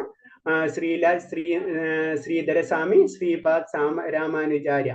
ഇത്തരം 4 വ്യക്തികളുടെ പ്രത്യേകിച്ച് വൈഷ്ണവാചാര്യർ, നമ്മളെ ആചാര്യ പരമ്പരനെ പറയാന്ന് വെച്ച് കഴിഞ്ഞാൽ ബ്രഹ്മമൊത്ത ഗൗഡീയ പരമ്പര എന്നാണ് പറയുന്നത്. നമുക്കറിയാം 4 പരമ്പരകളാണ് വൈഷ്ണവ സമ്പ്രദായത്തിൽ ഏറ്റവും ഇമ്പോർട്ടൻസ് ഉള്ളത്. അതിൽ ഒരെണ്ണാണ് ബ്രഹ്മസമ്പ്രദായം, പിന്നെ രുദ്ര സമ്പ്രദായം, ശ്രീ സമ്പ്രദായം, കുമാര സമ്പ്രദായം. ഇതിൽ വരുന്നതാണ് ബ്രഹ്മസമ്പ്രദായത്തിൽ വരുന്നതാണ് ഇസ്കോണും അങ്ങനത്തെ എല്ലാ സെക്ഷനും ഒക്കെ. അങ്ങനെ അതിൽ പല ഇതുണ്ട്. എന്നാൽ ബേസിക് ആയിട്ട് പറയുമ്പോൾ ബ്രഹ്മസമ്പ്രദായത്തിൽ, അപ്പൊ ബ്രഹ്മസമ്പ്രദായത്തിൽ വരുന്നത് ഭഗവാൻ ശ്രീകൃഷ്ണനാണ് ഫസ്റ്റ്, അവിടുന്ന് ബ്രഹ്മാവ്, പിന്നെ നാരദൻ, വ്യാസൻ, പിന്നെ മധ്വാചാര്യർ, അങ്ങനെ പോന്നിട്ട് ലാസ്റ്റ് വന്ന് നിൽക്കുന്ന ഗുരുവാണ് ഭക്തിവേദാന്ത സ്വാമി പ്രഭുപാദർ. അങ്ങനെയാണ് അതിന്റെ ഒരു കണക്ക് വരുന്നത്. അപ്പൊ പ്രഭുപാദർ ഈ ഭഗവദ്ഗീത വ്യാഖ്യാനം ചെയ്തപ്പോ ഈ വലിയ ആചാര്യന്മാരെന്നുള്ള റെഫറൻസുകൾ കോട്ട് എടുത്തിട്ടുണ്ട്. അതാണ് അതിന്റെ ഒരു പറഞ്ഞിട്ടുള്ളത്. പിന്നെ ഭഗവത്നാമ ഇപ്പൊ തന്നെ പറഞ്ഞു, ഭഗവതിൽ 700 ശ്ലോകങ്ങളാണുള്ളത്. അതിൽ ഭഗവാൻ തന്നെ 574 ശ്ലോകങ്ങളാണ് ഏറ്റവും കൂടുതൽ പറയുന്നത് ഭഗവാൻ. അപ്പൊ ഉപദേശങ്ങൾ ഭഗവാൻ കൂടുതൽ കൊടുക്കുന്നുണ്ട് അല്ലെ. അർജുനൻ എന്ന് പറയുമ്പോൾ ഒരു വിദ്യാർത്ഥിയാണ് അല്ലെ. അപ്പൊ വിദ്യാർത്ഥി ക്വസ്റ്റ്യൻ കുറവും ആൻസർ ഭഗവാൻ കൂടുതലും കൊടുക്കാണ്. സഞ്ജയൻ 41, സഞ്ജയൻ അത് ഇന്റർമീഡിയേറ്റർ ആണ് അല്ലെ. രണ്ടിന്റെ ഇടയിൽ നിൽക്കുന്നവര് കാര്യങ്ങൾ പറഞ്ഞ് ധൃതരാഷ്ട്രക്ക് പറഞ്ഞു കൊടുക്കുന്ന ഒരു വ്യക്തി, അത്ര മാത്രമുള്ള ഇമ്പോർട്ടൻസ് അതിനത്. പക്ഷെ ധൃതരാഷ്ട്രം എന്ന് പറഞ്ഞു കഴിഞ്ഞാൽ ഒറ്റ ശ്ലോകമുള്ളൂ. എന്താ ശ്ലോകം? കാരണം എന്ന് വെച്ച് കഴിഞ്ഞാൽ സെൽഫിഷിന്റെ കാര്യം എന്താണ്? ആളെ ചിന്തയല്ലാണ്ട് വേറെ ഒന്നും ചിന്തിക്കാനും ചോദിക്കാനില്ല. അതാണ് അതിന്റെ ഇൻഡയറക്റ്റ് മീനിങ്. കാരണം സെൽഫിഷ് ആയിട്ടുള്ള വ്യക്തികൾക്ക് അവർക്ക് അവരുടെ കാര്യം, വേറെ അവർക്ക് ചോദ്യ ഉത്തരങ്ങളില്ല, അവർക്ക് അവരുടെ കാര്യങ്ങൾ നടക്കുക, അത് മാത്രമേ ഉള്ളൂ. അപ്പൊ ഏറ്റവും കുറവ് ആർക്കെങ്കിലും ഉണ്ടായിരിക്കുള്ളൂ ചോദ്യങ്ങളും ആൻസേഴ്സും, അത് സെൽഫിഷ് ആയിട്ട്. അതിന് ധൃതരാഷ്ട്ര അതിനുകൊണ്ട് സൂചിപ്പിച്ചിരിക്കുന്നത്. പിന്നെ അദ്ദേഹം 1 വിഭാഗങ്ങളില്, അത് അതിന്റെ സെക്ഷൻസ് ആണ്. അത് നമുക്ക് ഡീറ്റെയിൽ ആയിട്ട് പിന്നെ നോക്കാം.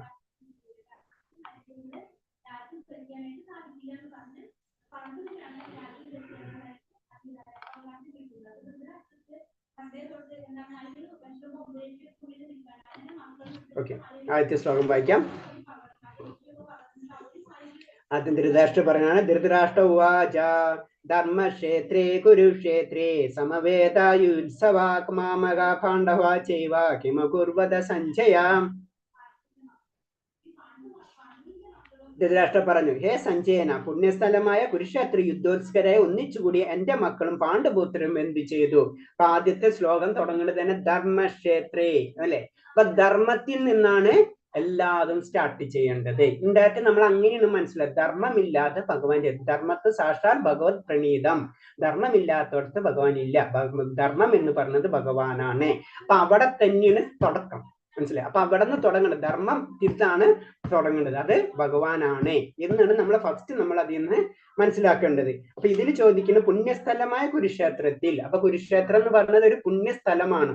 അപ്പൊ അത് ശരിക്കും അതിൽ നമുക്ക് അതിൽ നിന്ന് മനസ്സിലാക്കേണ്ടതെന്ന് വെച്ച് കഴിഞ്ഞാല്, കാരണം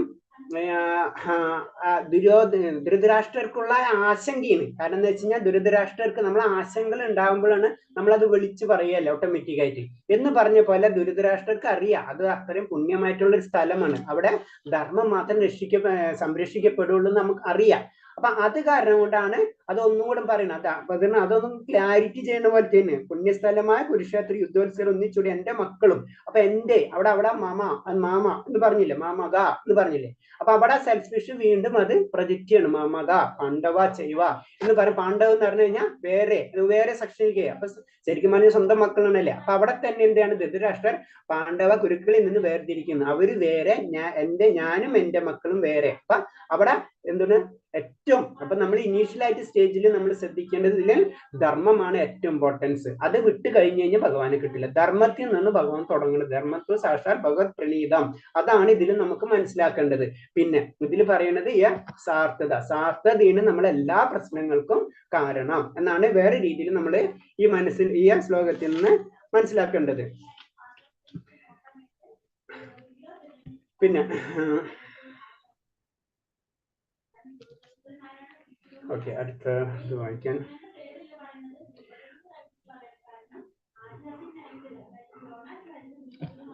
അടുത്ത ശ്ലോകം. സഞ്ജയുവാച ദൃഷ്ടത്വ പാണ്ഡവാനീകം വ്യൂഢം ദുര്യോധനസ്തദാചാരമുപസംഗമ്യ രാജാവചനമബ്രവീത്.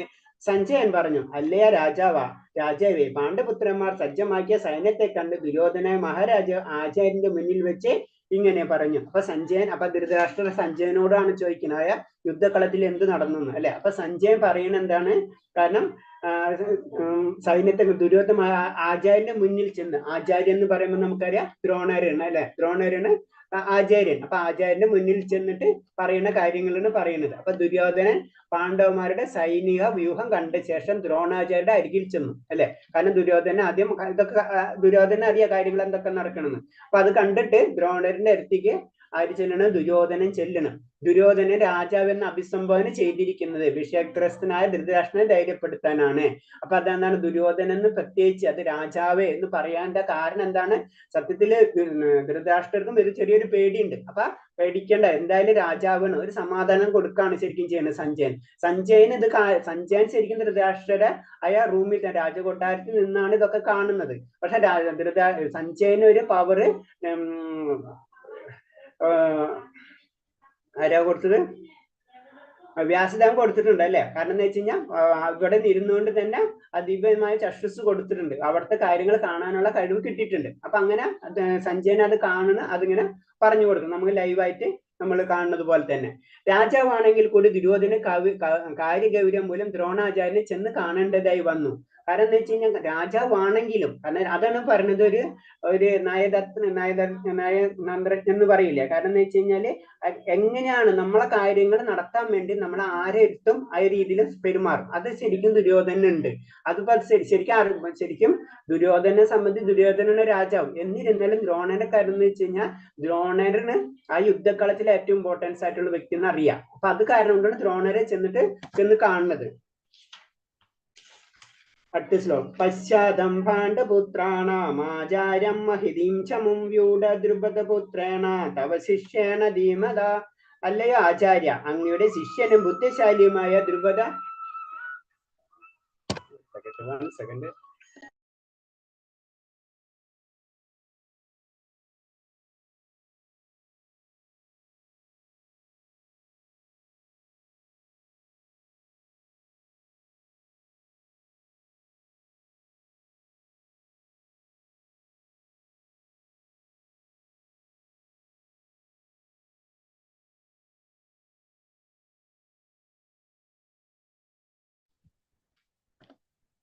സോറി ഹരേ കൃഷ്ണ.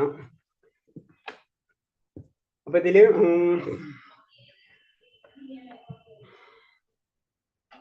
മൂന്നാമത്തെ ശ്ലോകത്തിൽ പറയണമെന്ന് വെച്ച് കഴിഞ്ഞാല്, അല്ലേ ആചാര്യ, അങ്ങയുടെ ശിഷ്യനും ബുദ്ധിശാലിയുമായ ദ്രുപദപുത്രനെ ഒരുക്കി നിർത്തിയിട്ടുള്ള മഹത്തായ പാണ്ഡവ സൈന്യത്തെ ഒന്ന് നോക്കൂ എന്ന് പറയുന്നു. കാരണം എന്ന് വെച്ച് കഴിഞ്ഞാൽ ശരിക്കും ദുര്യോധന ചെറിയ ദേഷ്യമുണ്ട് ദ്രോണർക്ക്. കാരണം ഇതിന്റെ എല്ലാത്തിന്റെ കാര്യം അതിന് പറഞ്ഞ ദ്രുപദപുത്രൻ ദൃഷ്ടദ്യുമ്നന്റെ കഥ നമുക്കറിയാവുന്നതാണ് അല്ലെ. കാരണം ദ്രോണർ തന്നെയാണ് ശരിക്കും ദൃഷ്ടദ്യുമ്നെ ഇതൊക്കെ പഠിപ്പിച്ചു കൊടുക്കുന്നത്. ദ്രുപദൻ എന്ന് പറഞ്ഞത് ദ്രോണറിന്റെ ശരി ശത്രുവാ. ആ ശത്രുവിന്റെ മകനാണ് എല്ലാ ആയുർവിദ്യകളൊക്കെ പഠിപ്പിച്ചു കൊടുത്തു. എന്നിട്ട് ആ വ്യക്തി തന്നെയാണ് ഇപ്പൊ നേരെ ഓപ്പോസിറ്റ് ആയിട്ട് നമ്മളെ യുദ്ധം വന്ന് നിൽക്കണമെന്ന് ഇൻഡയറക്റ്റ് ആയിട്ട് ശരിക്കും ഒന്ന് പറഞ്ഞ് മനസ്സിലാക്കി കൊടുക്കണം. അപ്പൊ അതേപോലെ തന്നെ ഇങ്ങനത്തെ ഇനിയും പ്രശ്നങ്ങൾ സൃഷ്ടിക്കരുതേ എന്ന് ഒരു പറയില്ലേ, ശ്രദ്ധിക്കണം എന്ന് പറയുന്ന അതാണ് ശരിക്കും പറയുന്നത്. അപ്പൊ അതുമാണ് ദുര്യോധനൻ വിദഗ്ധ നയതജ്ഞനാണ്. എതിർ സൈന്യാധിപതിനെ ദൃഷ്ടിദ്യുമ്നൻ ദ്രുപദപുത്രൻ എന്ന് വിളിച്ചാണ് ധദ്രോണാചാര്യന് ദുർബദനുമായി രാഷ്ട്രീയ വൈര്യം ഉണ്ടായിരുന്നു. അവർ തമ്മിലും അത്ര രാഷ്ട്രീയമായിട്ടുള്ള അവർ തമ്മിൽ ശത്രുതയായിരുന്നു അല്ലെ. അപ്പൊ ആ പുത്രനാണ് അങ്ങ് ധനുർവിദ്യ പഠിപ്പിച്ചു കൊടുത്തത്. അപ്പൊ അത് വളരെ തെറ്റാണ്. പിന്നെയും വളരെയധികം ശ്രദ്ധിക്കണം. ദൃഷ്ടദ്യുമ്നെ ദ്രുപദൻ എന്ന് വിളിച്ചുകൊണ്ട് ദ്രോണാചാര്യനെ പ്രകോപിപ്പിച്ചു. അപ്പൊ അത് ശ്രദ്ധിക്കണം. അതിനെ നമ്മൾ ഓർമ്മിപ്പിക്കുക. ദ്രോണരെ ശരിക്കും ദുര്യോധനൻ ശരിക്കും ഒന്ന് ഓർമ്മിപ്പിക്കുന്ന ഒരു രംഗമാണ് അത്. പിന്നെ ദൃഷ്ടിദ്യുമ്നൻ എപ്പോഴും ദൃഷ്ടിദ്യുമ്ന ദ്രോണാചാര്യന് ആയുധമുറകളെല്ലാം പഠിപ്പിച്ചു കൊടുത്തത് അത് പറഞ്ഞു നമ്മള്. ദൃഷ്ടിദ്യുമ്നൻ എപ്പോഴും ദ്രോണാചാര്യന്റെ ശിഷ്യനാണ്. ദ്രോണാചാര്യന്റെ ഗുരുവായതിന് വിദഗ്ധനുമാണ്. അപ്പൊ എന്താണ്, അദ്ദേഹം അത്ര ചെറുതൊന്നല്ല. കാരണം അദ്ദേഹത്തിന് ഇതെല്ലാം ആയുർവിദ്യ ഒക്കെ പഠിപ്പിച്ചു കൊടുത്തത്. അപ്പൊ അദ്ദേഹം ചെറുതെന്നല്ല, അങ്ങനെ ശിഷ്യൻ തന്നെയാണ്. അപ്പൊ വളരെയധികം ശ്രദ്ധിക്കണം.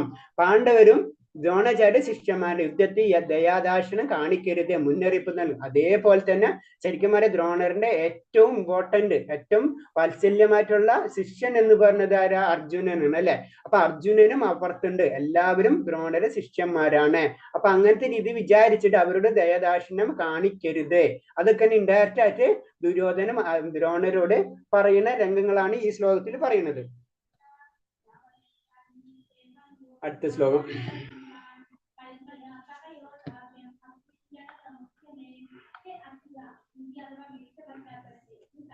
ഇതിനു മുന്നേ ജസ്റ്റ് ഇതിന്റെ നമുക്കറിയാം 18 അശ്വണികളാണ് ഉണ്ടായിരുന്നത്. അതിൽ 18 അശ്വണികളാണ് ടോട്ടല് കുരുക്ഷേത്ര യുദ്ധത്തില് അണിനിരുന്നിട്ട്. അപ്പൊ ഒരു അശ്വണികൾ എന്ന് പറഞ്ഞാൽ എന്താണെന്ന് ഇതിൽ പറയുന്നത്, ഒരു അശ്വണി എന്ന് പറയുന്നത് 18 അശ്വണികളാണ് ഉണ്ടായിരുന്നത്. 11 അശ്വണികള്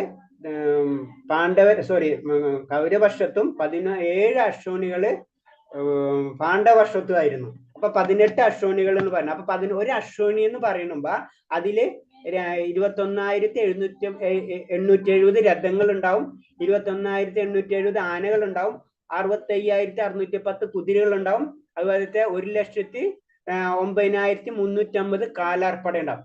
ഇത്രയും വലിയ ഒരു ഇതാണ്. ഇത്രയും ഉണ്ടെങ്കിലോ അത് ഒരു അശ്വണി എന്ന് പറയുള്ളൂ. അത്രയും വലിയൊരു ആ സൈന്യത്തിന്റെ സൈസ് പറയണതാണ് ഇതൊക്കെ ഒരു അശ്വണി എന്ന് പറയും. ഇതിൽ ഏറ്റവും രസം എന്ന് പറഞ്ഞു കഴിഞ്ഞാൽ ഞാൻ ജസ്റ്റ് ജനറൽ ആയിട്ട് പറഞ്ഞു, നമ്മൾ ഇതൊക്കെ എല്ലാം കൂട്ടിക്കഴിഞ്ഞാൽ 18 കിട്ടും. ഇതിന്റെ എല്ലാ സംഖ്യകളും അങ്ങോട്ടും ഇങ്ങോട്ടൊക്കെ കൂട്ടിയാൽ 18. അത്രയും 18 തന്നെ വളരെ ഇമ്പോർട്ടൻസ് ഉണ്ട് അല്ലെ. നമ്മൾ ഇതിൽ നമുക്കറിയാം 18 വളരെ ഇമ്പോർട്ടൻസ് ഉള്ള. അപ്പൊ ഇതൊക്കെ ഇന്റർലിങ്ക് ഉള്ള കാര്യങ്ങളാണ്.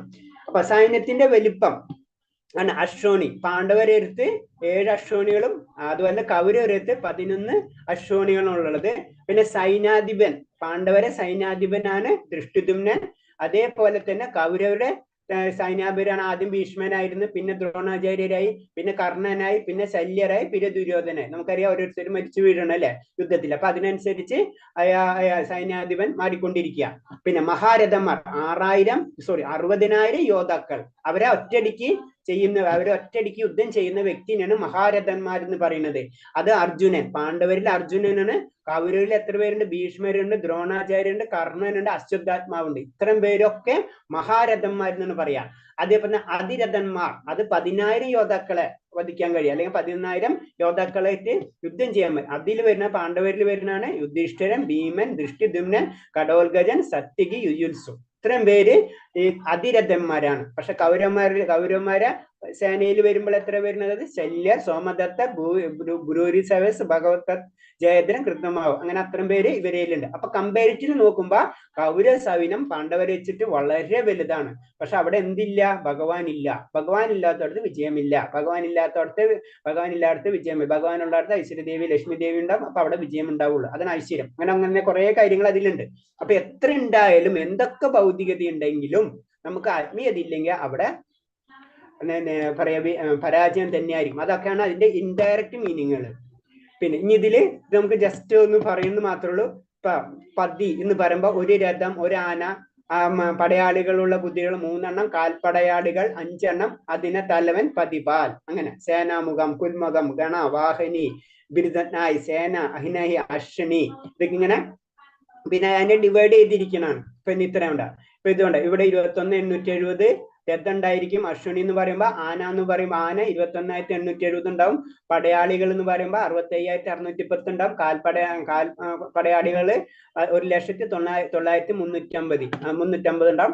അതൊരു മഹാസേനാപതി എന്നാണ് ആ തലവനെ പറയാം. ഇതാണ് ഇതിന്റെ ഒരു ബേസ്. അപ്പൊ ഇതില് 11 അശ്വനികള് കൗരവരെടുത്തും 7 അശ്വനികൾ പാണ്ഡവരെടുത്താണ്. അപ്പൊ അതിന്റെ ചെറിയ ചെറിയ സെക്ഷൻസ് ആണ് ഇതൊക്കെ.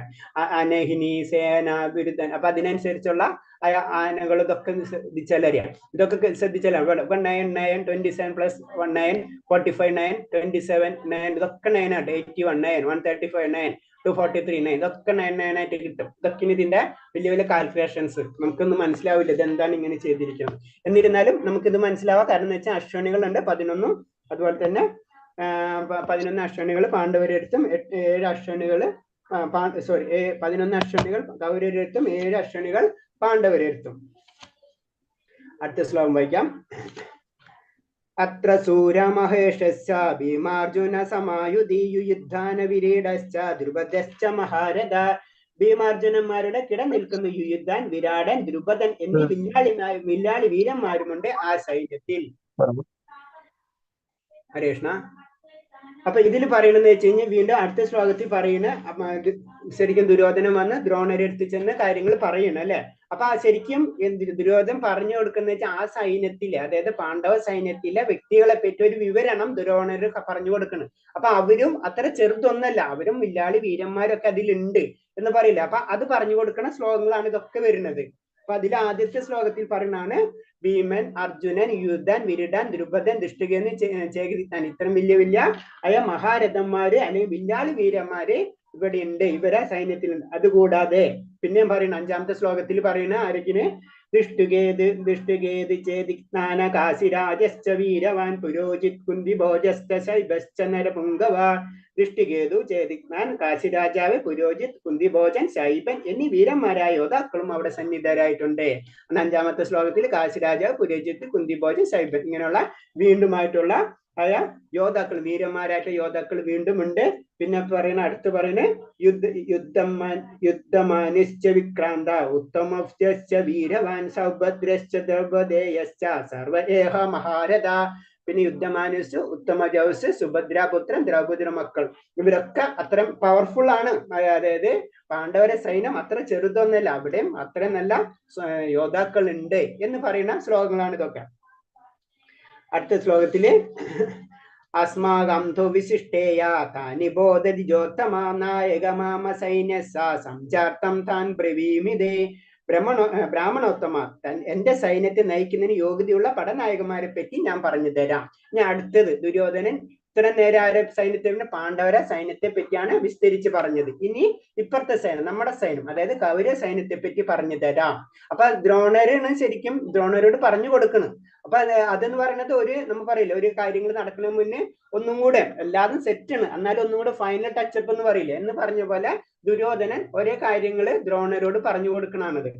അപ്പൊ അതില് വരണം. അപ്പൊ യുദ്ധത്തില് ഭഗവാൻ ഭീഷ്മവച്ച കർണച്ച കൃപശ്ച സമ്മതിം ജയ അശ്വത്ഥാവികർണശ്ച സൗമദത്യസ്തദൈവജ. യുദ്ധത്തിൽ സദാ വിജയിക്കുന്നവരായ താങ്കൾ ഭീഷ്മർ, കർണൻ, കൃപൻ, അശ്വത്ഥമാവ്, വികർണൻ, സോമദത്തന്റെ പുത്രനായ ഭൂരിശ്രവസ് എന്നിവരുമുണ്ട്. അപ്പൊ നമ്മുടെ സൈന്യത്തിൽ, അതായത് കൗരവ സൈന്യത്തെ പറ്റി പറയുന്നത് അവിടെ ഇപ്പൊ ഇത്രയും നേരം പാണ്ഡവര സൈന്യത്തെ പറ്റിയാണ്. അവിടെ നല്ല നല്ല സൈന്യാധിപന്മാരും മഹാരഥന്മാരൊക്കെ ഉണ്ട്. അതേപോലെ തന്നെ അതിനേലും ബെറ്റർ ആണ് നമ്മുടെ സൈന്യം. നമ്മുടെ സൈന്യം അങ്ങ്, കാരണം അങ്ങ് തന്നെ എന്താണ് എപ്പോഴും വിജയിക്കുന്ന വ്യക്തിയാണ് അല്ലെ. അപ്പൊ അതിനെപ്പറ്റി പറഞ്ഞു. അതിന് ദ്രോണാചാര്യ, ഭീഷ്മർ, കർണൻ, കൃപൻ, അശ്വത്ഥമ, വികർണൻ, ഭ്രൂരിശ്രവസ്, ജയദ്രൻ, കൃത വർമാവ്, ശല്യർ, മറ്റുള്ളവർ, ഇവരൊക്കെ നമ്മുടെ സൈന്യത്തിലുണ്ട്. അവരെ പ്രത്യേകത കൂടെ പറയുന്നുണ്ട്. അതിന് 1-ാമത്തെ ശ്ലോകത്തില് അന്യച്ച ബഹവത് ശൂര മദർത്ത ജീവത നാനശാസ്ത്ര പ്രഹരണ സർവയുദ്ധ വിശാരദ. എനിക്ക് വേണ്ടി സ്വജീവിതം അർപ്പിക്കുന്നതിനൊരുങ്ങി വന്നവരായിട്ട് ഇനിയുമുണ്ട് പല വീരയോദ്ധാക്കളും. നാനാവിധത്തിലുള്ള ആയുധം കൈവശമുള്ളവരും സമരമുറകൾക്ക് സുപരിചിതരുമാണ് മക്കൾ അവർ. അപ്പൊ 9-ാമത്തെ ശ്ലോകത്തിൽ പറഞ്ഞു ഇത് കൂടാതെ ഇനിയും വലിയ വലിയ വീരയോദ്ധാക്കളുണ്ട്. അവരെന്താ ചെയ്യാൻ പോണത്? അവര് എനിക്ക് വേണ്ടി ജീവിതം അവരെ മരണം വരെ അവര് യുദ്ധം ചെയ്യാൻ വേണ്ടി തയ്യാറായി വരുന്ന വീണ്ടും വലിയ വലിയ വ്യക്തികൾ നമ്മുടെ സൈന്യത്തിലുണ്ട് എന്ന് പറയുന്ന ഒരു ശ്ലോകങ്ങളാണിത്. അടുത്ത ശ്ലോകത്തിൽ വായിക്കാം. അപരാപ്തം തസ്മാകം ബലം ഭീഷ്മാഭിരക്ഷിതം പര്യാപ്തം ദിതമേദേശം ബലം ഭീമാഭിരക്ഷിതം. അളവറ്റതാണ് നമ്മുടെ സൈന്യം. പിതാമഹനായ ഭീഷ്മര സുരക്ഷിതവുമാണ്. എന്നാൽ ഭീമൻ രക്ഷിച്ചു വരുന്ന പാണ്ഡവ സൈന്യമാകട്ടെ വളരെ പരിമിതവും. അപ്പൊ ഒന്നും കൂടെ അതിനെ കമ്പയർ ചെയ്യാനാണ് ശരിക്കും. കാരണം പാണ്ഡവ സൈന്യം എന്ന് പറയുന്നത് വളരെ ചെറുതാണ്. പക്ഷെ ഭീഷ്മരാൽ നയിക്കുന്ന നമ്മുടെ സൈന്യം എന്ന് പറഞ്ഞത് വളരെ ബൃഹത്താണ്. അതേപോലെ തന്നെ പിതാമഹൻ ഭീഷ്മര ആർക്കും വധിക്കാൻ ഒന്നും ചെയ്യാൻ പറ്റില്ലല്ലേ. സ്വച്ഛന്റെ മൃത്യാണ് പിതാമഹൻ അല്ലെ ഭീഷ്മർക്കുള്ള. അത്രയും പവർഫുൾ ആണ് അല്ലെ. നമുക്കറിയാം പല പരശുരാമനെ പോലെയും തോൽപ്പിച്ചിട്ടുള്ള അങ്ങനെ എല്ലാ കാര്യങ്ങളിലും ഭീഷ്മനെ പോലെ വില്ലാളി വീരനായിട്ടുള്ള ആരുമില്ല. അപ്പൊ അതിനെപ്പറ്റി പറഞ്ഞു. അപ്പൊ അത്രയും പവർഫുൾ ആണ് നമ്മുടെ സൈന്യവും എന്ന് പറഞ്ഞു കൊടുക്കണാണ്. അപ്പൊ അപര്യാപ്തം അളവറ്റത് ഭീഷ്മരാൽ സുരക്ഷിതമാണ്. അത്ര നമുക്ക് ചിന്തിക്കാൻ പറ്റില്ല. അത്രയും പവർഫുൾ ആണ് നമ്മുടെ സൈന്യം. ഭീമൻ രക്ഷിച്ചു പോരുന്ന പാണ്ഡവ സൈന്യം വളരെ പരിമിതം. അപ്പൊ ഭീമന്റെ കൺട്രോളിലാണ് എല്ലാ സൈനികരും. അതാണ് അത് വളരെ പരിമിതം, വളരെ ചെറുതാണ് എന്ന് പറയുന്നത്. അവരുണ്ട്, പക്ഷെ നമ്മളെ കമ്പയർ ചെയ്യുമ്പോൾ അവളെ കമ്പയർ ചെയ്യും. ഇപ്പൊ നമ്മൾ അമേരിക്കനെയും അതുപോലെ പാകിസ്ഥാനെയും കമ്പയർ ചെയ്യണമല്ലോ. അത്രയും ഡിഫറൻസ് ഉണ്ടെന്ന് പറയുന്നത്. ദുര്യോധനെ ഭീമനോട് അസൂയുണ്ടായിരുന്നു. കൊല്ലപ്പെടുകയാണെങ്കിൽ അതിന്റെ ഭീമന്റെ കൈകൊണ്ടായിരിക്കും അദ്ദേഹത്തിന് അറിയാവുന്നത് കൊണ്ടാണ്. അപ്പൊ അതിൽ ഭീമൻ എന്ന് അങ്ങനെ എടുത്തു പറയാൻ കാരണം എന്ന് വെച്ച് കഴിഞ്ഞാൽ ഉള്ളിന്റെ ഉള്ളില് എപ്പോഴും ദുര്യോധന ഒരു പേടിയുണ്ട്. കാരണം ഞാൻ മരിക്കുകയാണെങ്കിൽ അത് ഭീമന്റെ കൈകൊണ്ടായിരിക്കും ദുര്യോധന അറിയാം. അതാണ് ആ പേര് നമ്മ അറിയാണ്ട് പറഞ്ഞു പോണത്. അതാണ് അതിന്റെ ഒരു മീനിങ്. പിന്നെ അടുത്ത ശ്ലോകം. അയനേഷു ച സർവേഷു യഥാ ഭാഗമവസ്ഥിത ഭീഷ്മേവാഭിരക്ഷന്തു ഭവന്ത സർവ ഏവ ഹി. സൈന്യവ്യൂഹത്തിൽ മർമ്മസ്ഥാനങ്ങൾ ഉറച്ചു നിന്നുകൊണ്ട് നിങ്ങൾ ഓരോരുത്തരും ഭീഷ്മ പിതാവിന് പരിപൂർണ പിന്തുണ നൽകണം.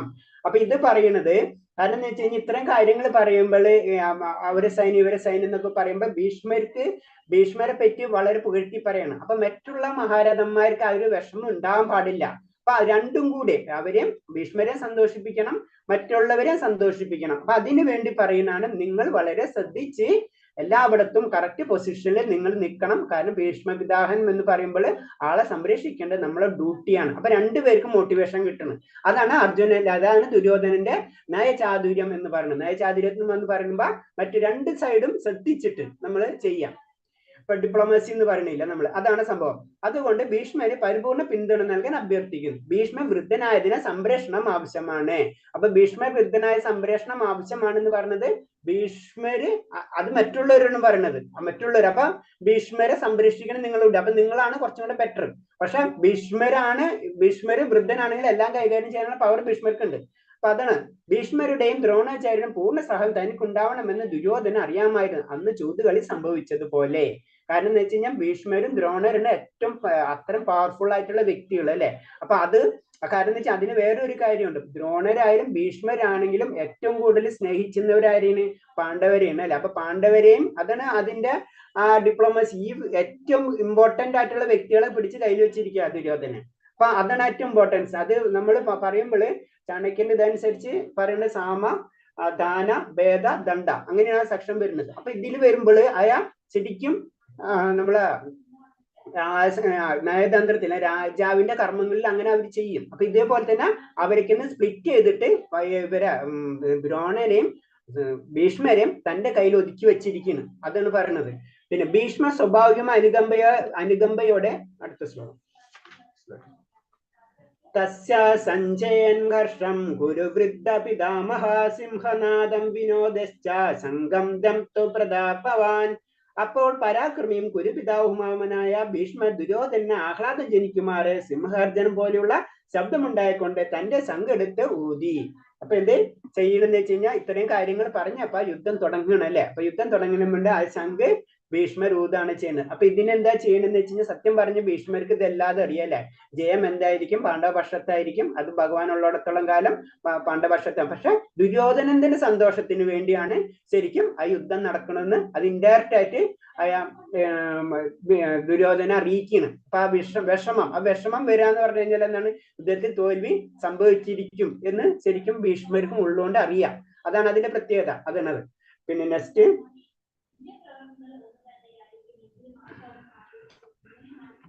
13. തഥാ സംഘം വംശഭേരച്ച പാണവാനക ഗോമുഖാ സഹസൈവ്യഹന്യതാ ശബ്ദോ ഭവത്. അതിനെ തുടർന്ന് ശംഖ്, ചെണ്ട, മദ്ദളം, കാഹളം എന്നിവയുടെ ശബ്ദം എമ്പാടും ഉയർന്നു. യുദ്ധരംഗത്തെ കോലാഹലമായി. അപ്പൊ ഒരു സൈഡിൽ നിന്നുള്ള ആ ശംഖ് കിട്ടിയോടുകൂടി എന്താണ്? ഓട്ടോമാറ്റിക് ആയിട്ട് യുദ്ധത്തിനുള്ള പുറപ്പാടുകൾ താഴത്തുള്ള സൈനികരും എല്ലാവരും അതിൻ്റെതായുള്ള കാര്യങ്ങൾ തയ്യാറെടുപ്പ് തുടങ്ങി. അതാണ് അതിൽ പറയുന്നത്. അപ്പൊ അടുത്ത സെക്ഷനിൽ തുടങ്ങാണ്. തഥാ സൈദർഹയർ യുക്തേ മഹദേ സ്ഥിതൗ മാധവ പാണ്ഡവ ചൈവ ദിവ്യ സംഘ പ്രദത്മതോ.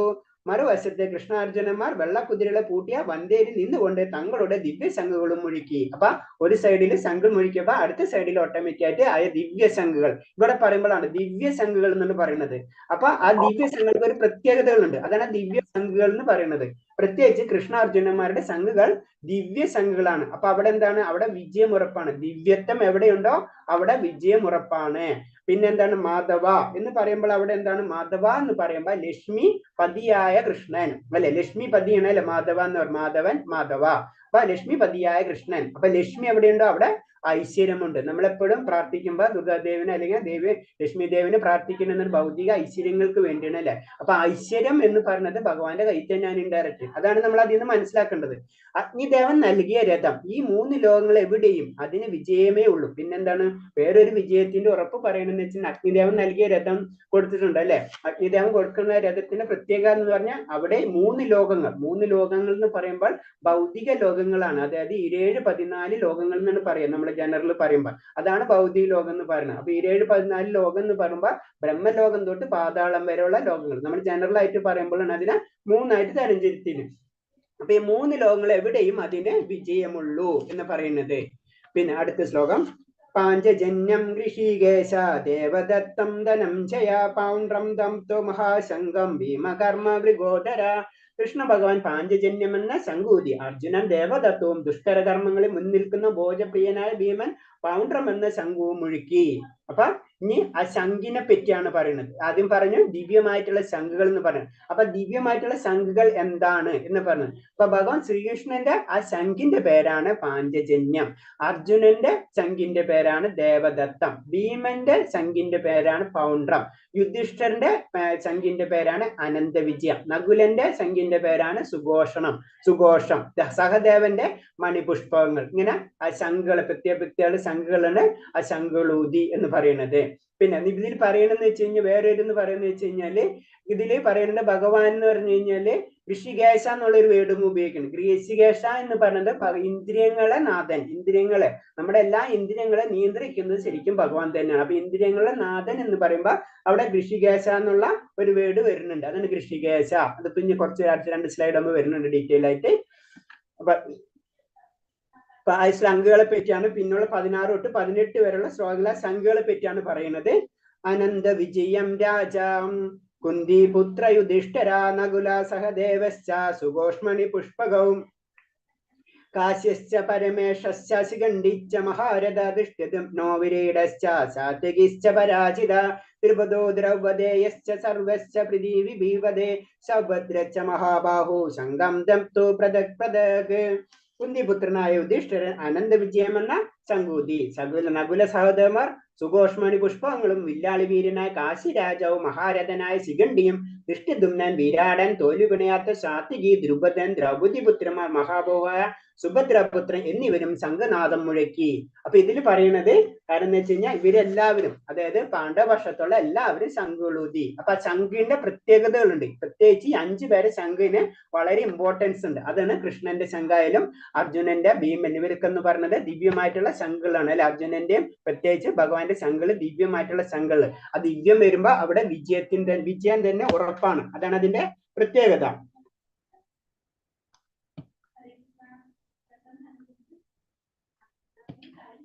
കൃഷ്ണനും അർജുനും അത് പിന്നെ ഇതുകൂടി ജസ്റ്റ് ഒന്ന് പറയാം. കാരണം ഭഗവാന്റെ നാമത്തിന് പല നാമങ്ങൾ ഉണ്ടെന്ന് അറിയാം ഭഗവാൻ അല്ലെ. അപ്പൊ ഭഗവാന്റെ നാമം പറയുമ്പോൾ നമ്മൾ സഹസ്രനാമം ചൊല്ലാറുണ്ട് അല്ലെ പലരും. അപ്പൊ നാമങ്ങൾ മെയിൻ ആയിട്ടുള്ള നാമങ്ങൾ, ആ മീനിങ് ആണ് ഇതിൽ പറഞ്ഞു തരുന്നത്. കൃഷ്ണൻ എന്ന് പറഞ്ഞു കഴിഞ്ഞാൽ എല്ലാവരെയും ആകർഷിക്കുന്നവൻ എന്നാണ് ശരിക്കും കൃഷ്ണന്റെ ശരിക്കും ആ മീനിങ്. ഋഷികേശൻ സർവ്വ ഇന്ദ്രിയങ്ങളുടെയും ഉടമ, നമ്മളെല്ലാ ഇന്ദ്രിയങ്ങളുടെയും ഉടമ, അതാണ് ഋഷികേശൻ, അതാണ് ഭഗവാൻ. മാധവൻ ലക്ഷ്മിപതി ഭഗവാൻ അല്ലെ. ലക്ഷ്മിപതിനാണ് മാധവൻ എന്ന് പറഞ്ഞത്. അച്യുതൻ ചുതി അഥവാ വീഴ്ച പറ്റാത്തവൻ, അതാണ് അച്യുതൻ. അച്യുതൻ എന്ന് പറയൂല്ലോ നമ്മള്. മധുസൂദനൻ മധു എന്ന രാക്ഷസനെ കൊന്നത് കൊണ്ട് മധുസൂദനൻ. ഗോവിന്ദൻ ഗോക്കൾക്കും ഇന്ദ്രിയങ്ങൾക്കും ആനന്ദം നൽകുന്നത് കൊണ്ട് ഗോവിന്ദൻ. വാസുദേവൻ വാസുദേവ പുത്രനാകയാൽ വാസുദേവൻ, വാസുദേവ എന്ന് പറയില്ലേ വാസുദേവൻ. ദേവകി നന്ദൻ ദേവകിയെ അമ്മയായി സ്വീകരിച്ചത് കൊണ്ട് ദേവകി നന്ദൻ എന്ന് പറയും. യശോദ നന്ദൻ വൃന്ദാവനത്തിലെ ബാലകാലകളികളെ യശോദയെ ആനന്ദിച്ചത് കൊണ്ട് പറയുമ്പോൾ അത് വൃന്ദാവനത്തിലെ കാര്യങ്ങൾ. അപ്പൊ അതിന് യശോദ നന്ദൻ. പാർത്ഥസാരഥി അർജുനന്റെ തേർ തെളിച്ചത് കൊണ്ട് പാർത്ഥ എന്ന് പറയുമ്പോ കുന്തിദേവിനെ തന്നെ പറഞ്ഞാണ്. അപ്പൊ അത് അർജുനനെ തന്നെ വേറെ പേരായിട്ട് വരുന്നത്. അപ്പൊ പാർത്ഥസാരഥി അർജുനന്റെ തേര് തെളിയിച്ചത് കൊണ്ട്. കേശവൻ കേസി എന്ന അസുരനെ വധിച്ചവൻ, അത് ഭഗവാൻ തന്നെയാണ് കേസി എന്ന അസുരനെ വധിച്ചത്. അത് കാരണം ഭഗവാനെ കേശവൻ എന്ന് പറയും. ജനാർദ്ദനൻ ജീവജാലങ്ങളുടെ രക്ഷകൻ, എല്ലാ ജീവജാലങ്ങളെയും രക്ഷിക്കുന്നതാരാ ഭഗവാനാണ്. അതാണ് ഭഗവാനെ ജനാർദ്ദനൻ എന്ന് പറയുന്നത്. ധനഞ്ജയൻ എന്ന് പറയുമ്പോൾ ഇവിടെ ഇത് അർജുനന്റെ പേരുകളാണ്. ധനഞ്ജയൻ എന്ന് പറയുന്നത് ധനത്തെ ജയിച്ചവൻ, അതിന് ധനം സമ്പാദിച്ചവൻ എന്ന് പറഞ്ഞ രാജസൂയ യജ്ഞത്തിന് വേണ്ടിയിട്ടുള്ള ധനം മുഴുവൻ സമ്പാദിച്ചത് ശരിക്കും അർജുനൻ, അതാണ് ധനഞ്ജയൻ എന്ന് പറഞ്ഞത്. പാർത്ഥൻ കുന്തിപുത്രിയുടെ പുത്രൻ. ഗുഡകേശൻ നിദ്രയെ ജനിച്ചവൻ, ഇതൊക്കെ അർജുനന്റെ പേരുകളാണ്. ധനഞ്ജയൻ, പാർത്ഥൻ, ഗുഡകേശൻ. നിദ്രയെ ജനിച്ചവൻ, അതായത് ജ്ഞാനം ലഭിച്ച വ്യക്തി അല്ലെങ്കിൽ ഒരു ഭക്തൻ എന്നാണ് നമ്മൾ മനസ്സിലാക്കേണ്ടത്. മൃഗോദരൻ വീരശാലികൾക്ക് മാത്രം സാധിക്കാവുന്ന ധീരഹിത്രങ്ങൾ ചെയ്യാനും വളരെ കൂടുതൽ ഭക്ഷിക്കാനും കഴിവുള്ളതുകൊണ്ട് മൃഗോദരൻ, അതായത് ഭീമസേനനെ പറയുന്ന പേരാണ് മൃഗോദരൻ. മൃഗോദരൻ എന്ന് പറയുമ്പോൾ കൂടുതൽ ഭക്ഷിക്കാനും ധീരമായിട്ടുള്ള കൃത്യങ്ങൾ ചെയ്യാനുള്ള വ്യക്തി, അതാണ് അതിന്റെ മീനിങ്. നമുക്ക് നിർത്താം. അടുത്ത ക്ലാസ് ചിലപ്പോൾ സ്റ്റാർട്ട് ആവും. ഹരേ കൃഷ്ണ. അപ്പൊ ഇത്ര ഈ അധ്യായത്തിൽ ഇപ്പൊ നമ്മൾ ഇനീഷ്യലി എന്ന് പറഞ്ഞു വെച്ച് കഴിഞ്ഞാല് മെയിൻ ആയിട്ട് ഇത്തരം ശ്ലോകത്തില് ബേസിക് ഒരു സമ്മറി പറയുമ്പോൾ ഇത്രേ ഉള്ളൂ. കാരണം എന്ന് വെച്ച് കഴിഞ്ഞാൽ യുദ്ധം തുടങ്ങുന്നതിന് മുന്നേ ധൃതരാഷ്ട്രർക്ക് ഉണ്ടാവുന്ന സംശയങ്ങളോട് കൂടി തുടങ്ങണേ. പിന്നെ ദുര്യോധനൻ ദ്രോണരുടെ എത്തിച്ചെല്ലണ്, 2 സൈന്യത്തെ പറ്റി വിവരിക്കണ്. അത് കഴിഞ്ഞിട്ട് പിന്നെ യുദ്ധം തുടങ്ങാൻ വേണ്ടി ശംഖുകൾ അപ്പുറത്ത് ഊതാണ്. അപ്പൊ ശംഖുകൾ ഊതുന്ന സമയത്ത് ഭഗവാന്റെ ശംഖിന്റെ പേരും അതുപോലെ തന്നെ അർജുനന്റെ ശംഖിന്റെ പേരും ഒക്കെ ഡീറ്റെയിൽ ആയിട്ട് പറയുന്നതാണ്. അത്രേ ഉള്ളൂ. ഇത്രയും ഈ 18 വരെയുള്ള 19 വരെയുള്ള ശ്ലോകത്തിലുള്ള സമ്മറി അത്രേ ഉള്ളൂ. നമുക്ക് ഇത് ജനറൽ ആയിട്ടുള്ള ഒരു കാര്യങ്ങളാണല്ല യുദ്ധം തുടങ്ങുന്നത്. നമ്മൾ ശരിക്കും 2ാം അധ്യായത്തിലാണ് ശരിക്കും അതിന്റെ കണ്ടന്റ്, അതായത് ഗീത സംഗ്രഹം ശരിക്കും 2ാം അധ്യായത്തിൽ കിട്ടും. പിന്നെ അതിന്റെ ഡീറ്റെയിൽ ആയിട്ട് പോവാണ് നമ്മളെല്ലാവരും. ഹരേ കൃഷ്ണ. നമുക്ക് നിർത്താം ഇതില്. പിന്നെ എല്ലാവരും സമയത്തിന് വന്നു കഴിഞ്ഞാൽ നല്ലതായിരിക്കും. കാരണം നമ്മൾ എല്ലാവരും ശ്രമിക്കുക കറക്റ്റ് ടൈമില് ക്ലാസ്സിൽ അറ്റൻഡ് ചെയ്യുക. കാരണം നമുക്ക് ആകപ്പാടെ 1 മണിക്കൂറുള്ളൂ. അത് നമ്മെ കട്ട് ചെയ്ത് നമുക്കറിയാം ഭഗവാന്റെ കാര്യങ്ങള് വർണ്ണിക്കാൻ തന്നെ പറ്റൂല അല്ലെ. അപ്പൊ അത്രയും പവർഫുൾ ആണ്. അപ്പൊ നമുക്ക് മനസ്സിലാക്കാനും നമ്മളെ സമയമൊക്കെ അതിനു വേണ്ടി കുറച്ച് ശ്രദ്ധിക്കാം. ഹരേ കൃഷ്ണ. ഇത്രയും പറഞ്ഞതിൽ എന്തെങ്കിലും ആർക്കെങ്കിലും ഡൗട്ട് ഉണ്ടെങ്കിൽ ചോദിക്കാം, അല്ലെങ്കിൽ നമുക്ക് ക്ലോസ് ചെയ്യാം. ഹരേ കൃഷ്ണ. ഹരേ കൃഷ്ണ മാതാജി. ഹരേ കൃഷ്ണ. ഹരേ കൃഷ്ണ പ്രഭുജി. Thank you. ഹരേ കൃഷ്ണ. ഇന്നും നാളെ ഞാനുണ്ടാവും. മറ്റന്നാൾ തൊട്ട് മാതാജി വരും. മാതാജിക്ക് സുഖമില്ല, പെട്ടെന്ന് ഇവിടെ പോയിരിക്കായിരുന്നു. ഗോവർദ്ധനഗിരി നമ്മളെ വൃന്ദാവനത്തിലൊക്കെ പോയാലുണ്ടേ ചെറുതായിട്ടൊരു കോൾഡ് പിടിച്ചു.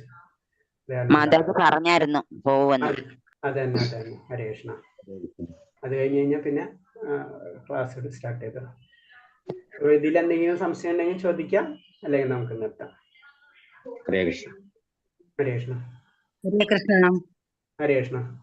പഞ്ചകൽപതരൂപേച്ച കൃപാസിന്ധ്യേവച പതിനാം ഭാവനേഭ്യ വൈഷ്ണവേഭ്യോ നമോ അനന്തകോടി വൈഷ്ണവഭക്തർക്ക് പ്രഭാതിക്ക് ഗുരുദേവ.